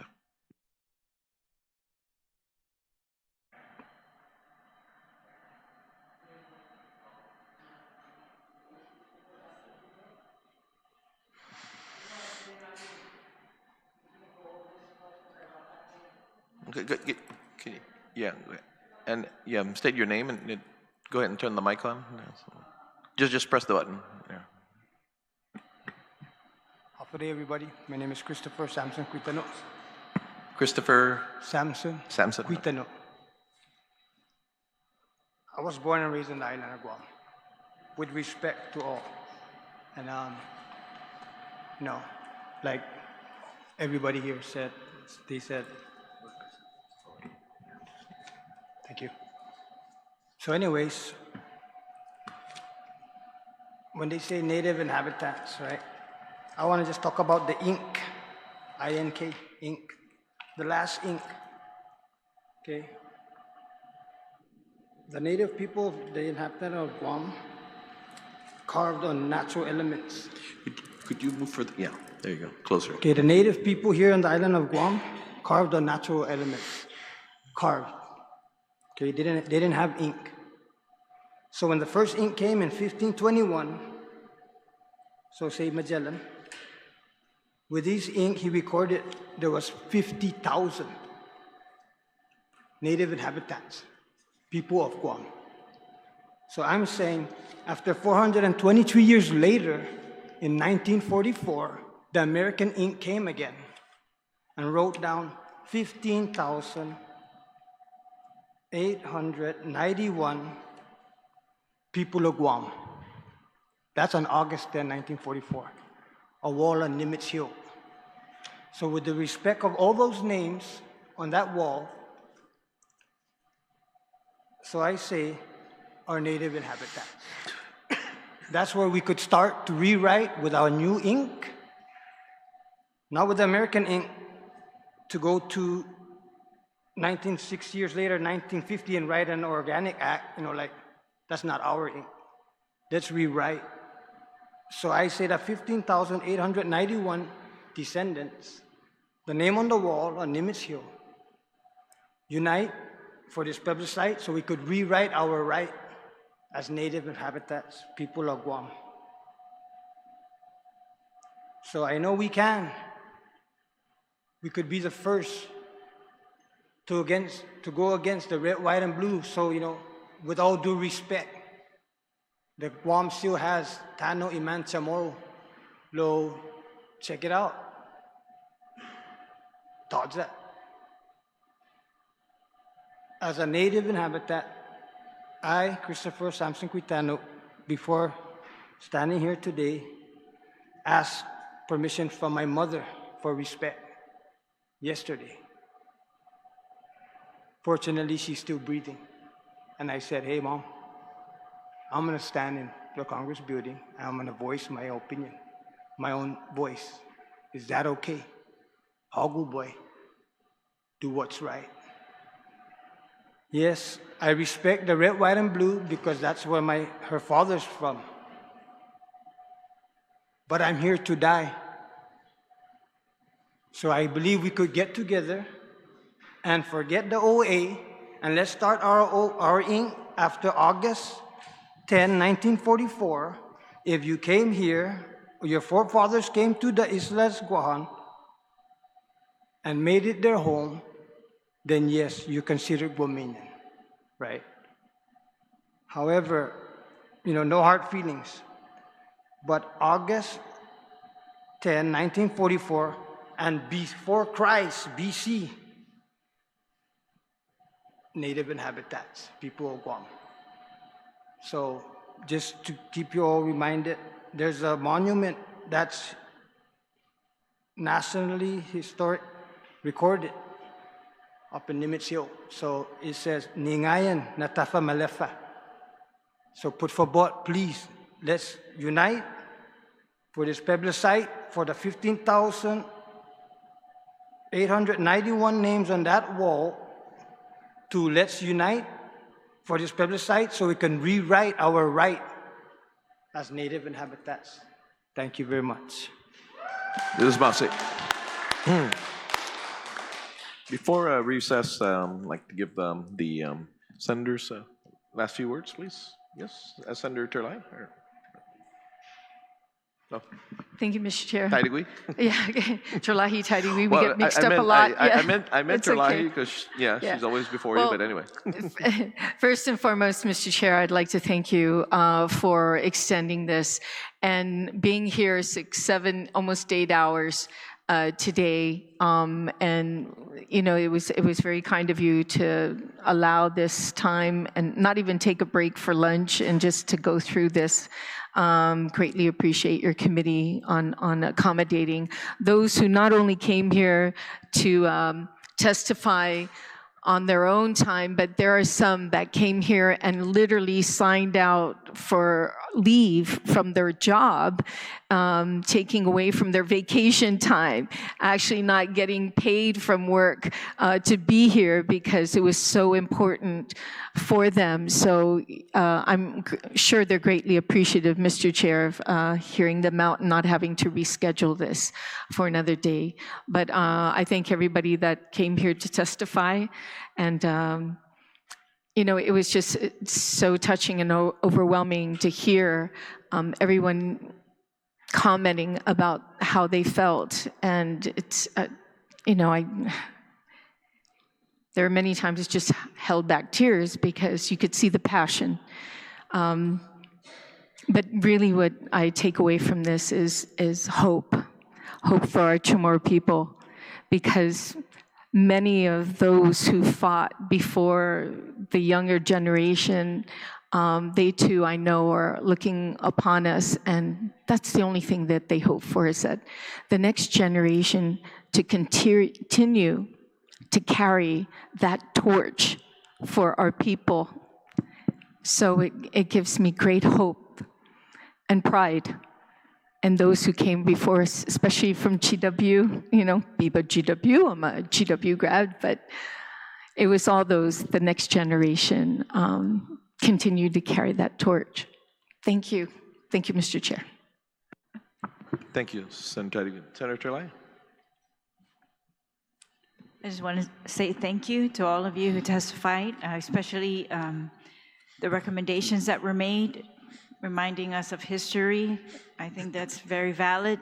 I think reminding us how injustice feels is also very, very valid. And so this was very long hearing. Some of you had been here since we began in the morning, and I really appreciate that. Some of you waited a long time to talk. But, and I think we missed some because they had to leave, and I regret that. I'd like to hear everyone's voice. But again, for all of you who took so much time to do research and really write out your testimony and give that to us as well. There's so many testimonies that we've received in writing that have not been read out loud today. And like they said, I think the petition continues to grow as we have been sitting in here, the signatures on that petition. So I appreciate all the work of the entire community, and especially those who've come before us, and that we are just trying to be worthy really of their work, and that they have brought us this far. So very grateful to all of you in all of your work. Situs Masi, Mr. Chair. Thank you, Senator Turlai. Senator Parkinson. Thank you, Mr. Chair, and I appreciate truly everybody that came out to testify, because I really do believe that this is the single biggest issue that affects everybody on Guam, and everyone's presence here today really validates the importance of what we're trying to do here. And one of the things I wanted to address is just some of the comments that we've heard during these testimony. You know, who am I? Who are you to even ask or even attempt this? And I want everyone to know that I am a son of Guam. I'm someone who loves this island, its people, and its community deeply. I am an elected official who believes truly within his heart that decolonization is the most pressing issue of our day. Who am I? I am a Filipino-American for whom Guam is his only home. My grandmother lived on Guam longer than anywhere else in her life and died on this island. My mother lives here too. My daughter was born here, and I will probably die here. My father served in the People's House with honor and distinction, dedicated his life to the betterment of Guam, was the speaker when this law I am attempting to overturn was enacted, and one of the people who voted for it. My father is my hero. The greatest day of my professional career was when Guam was in the grips of out-of-control load shedding right after Mawar. Rather than fight GPA the way my father taught me, I swallowed my pride and worked with GPA to pass legislation that broke all sorts of norms and practices so we could solve the issue of load shedding. And we did. During that time, someone said the words to me, "I will carry forever." You are just like your father, a fighter. So I take no great pleasure in being the one who has to tell the truth and propose this bill.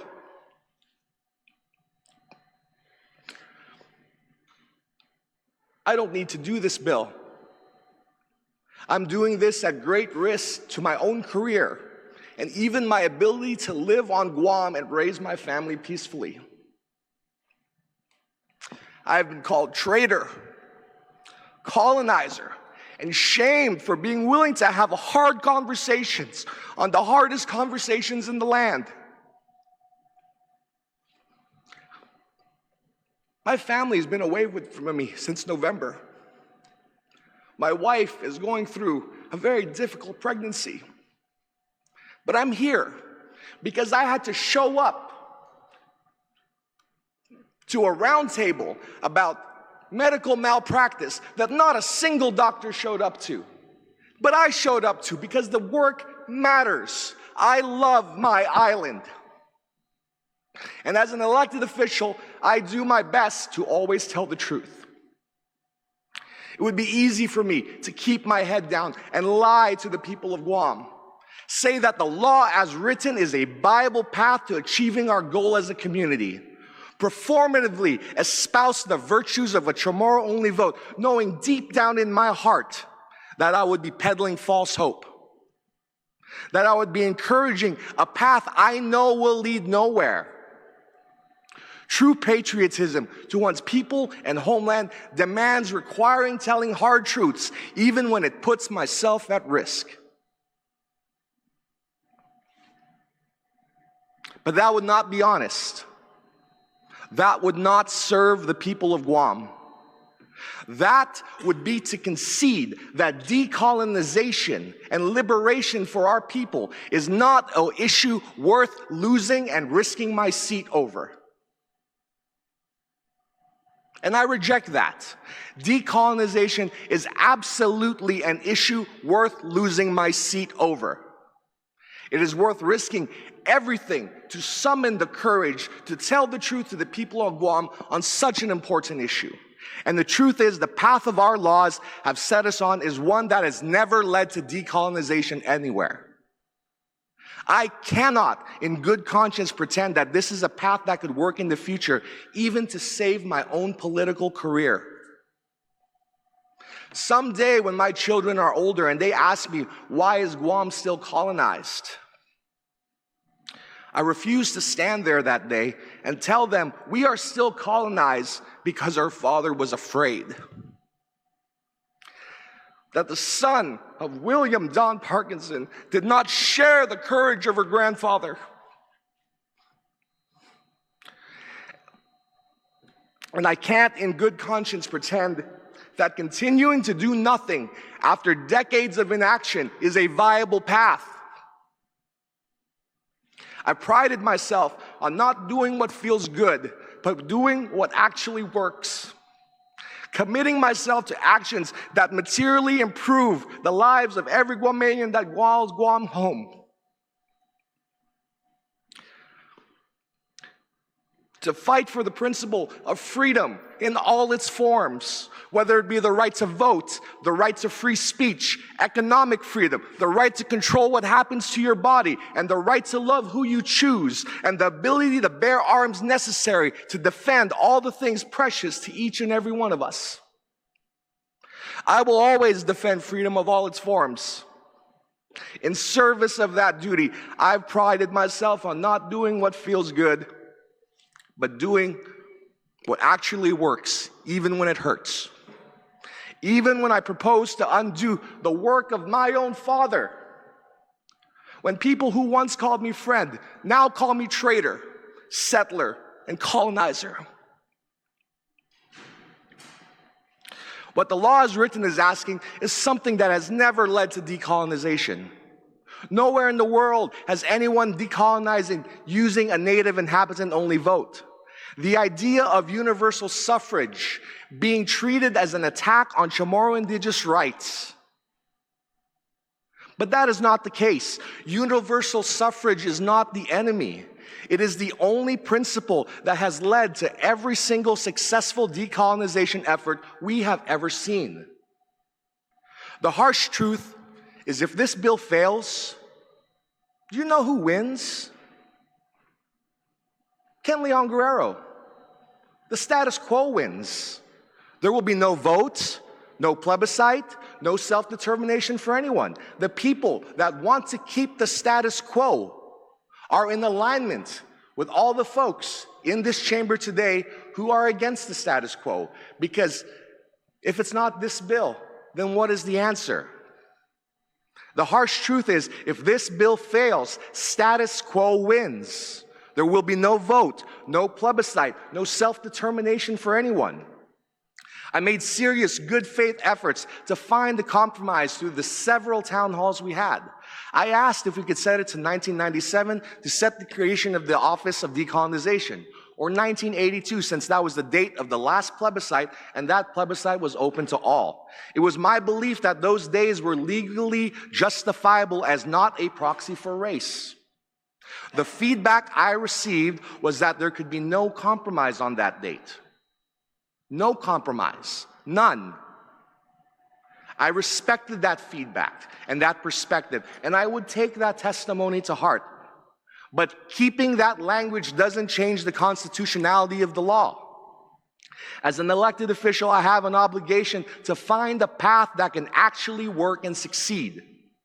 So with no other option before me, I went back into Guam history, and out of a deep abiding respect, I followed the last legal precedent set by our elected government in 1982. Their process has been the furthest the island has ever gotten in our fight for decolonization. I believe in the democratic process. If this bill fails, I will accept the outcome of the will of the chamber. But if this path fails, I will be honest with you, I don't have a plan B. If this bill fails, my fear is that the status quo will continue to go strong for another 30 years. We will see the same progress we have seen since 1997. None. People can attribute malice to my actions, but no other senator is willing to put their career on the line to fight for political status. I will never be the top vote getter for the work I do here. I am actively losing votes of people who would otherwise be my supporters, but that is how much I believe in this issue.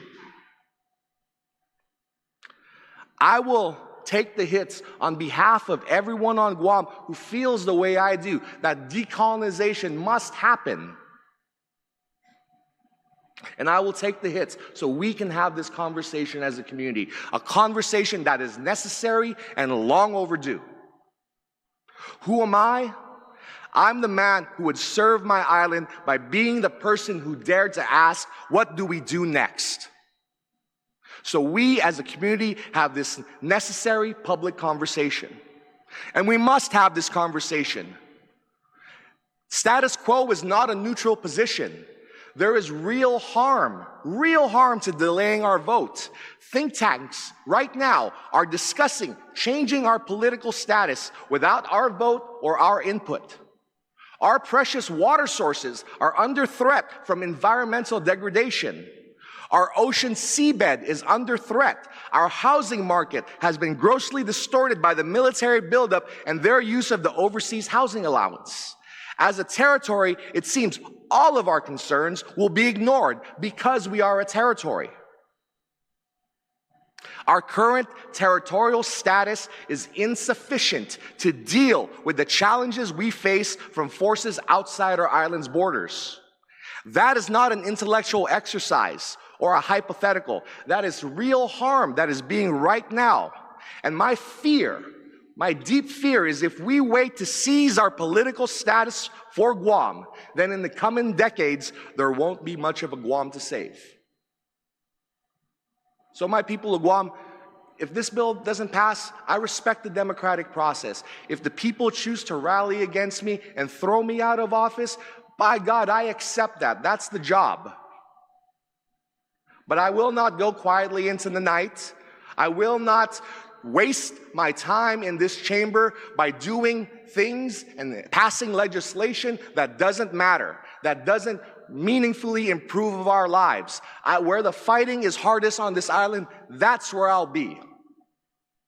So I will not be withdrawing this legislation. I'm going to push it as far as I can go until my feet fail me. Because that's who I am. I'm a person that doesn't quit, and I will see it through the end. I am about to turn 40 years old.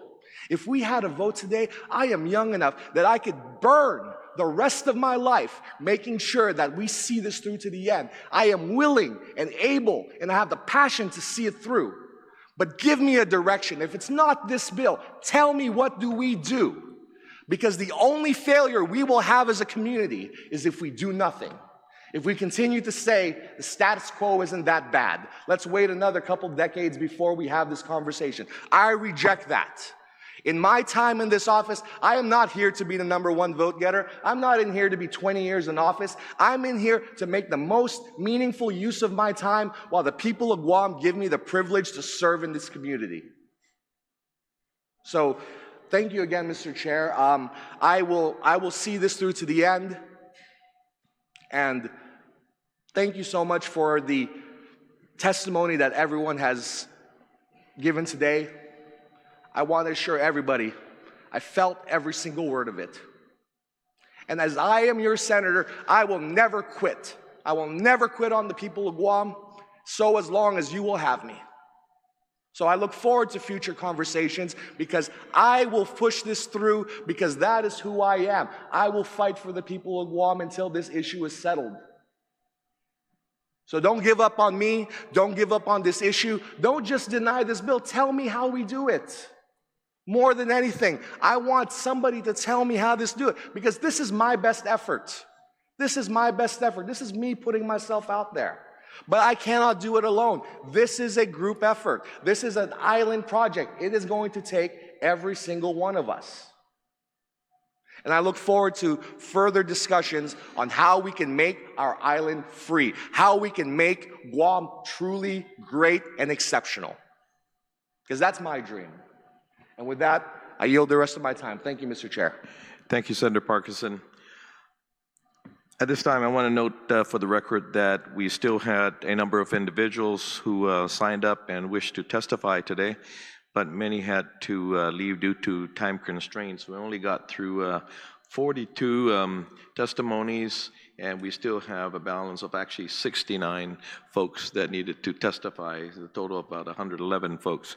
So out of respect for those voices and to ensure that everyone who wants to be heard has a fair opportunity to participate, we will recess this public hearing today and continue on a future date and time that works, of course, for the author and the committee. Notice of the continued hearing will be issued and posted in accordance with our procedures. To everyone who testified here starting this morning and concluding almost 5 o'clock, and submitted written testimonies or comments, or took the time to be here, of course. Jesus Masi, thank you very much for your participation, this important discussion, and this discussion, I said, again, will continue. So this hearing will now stand in recess. It is now 4:26 p.m. Thank you very much.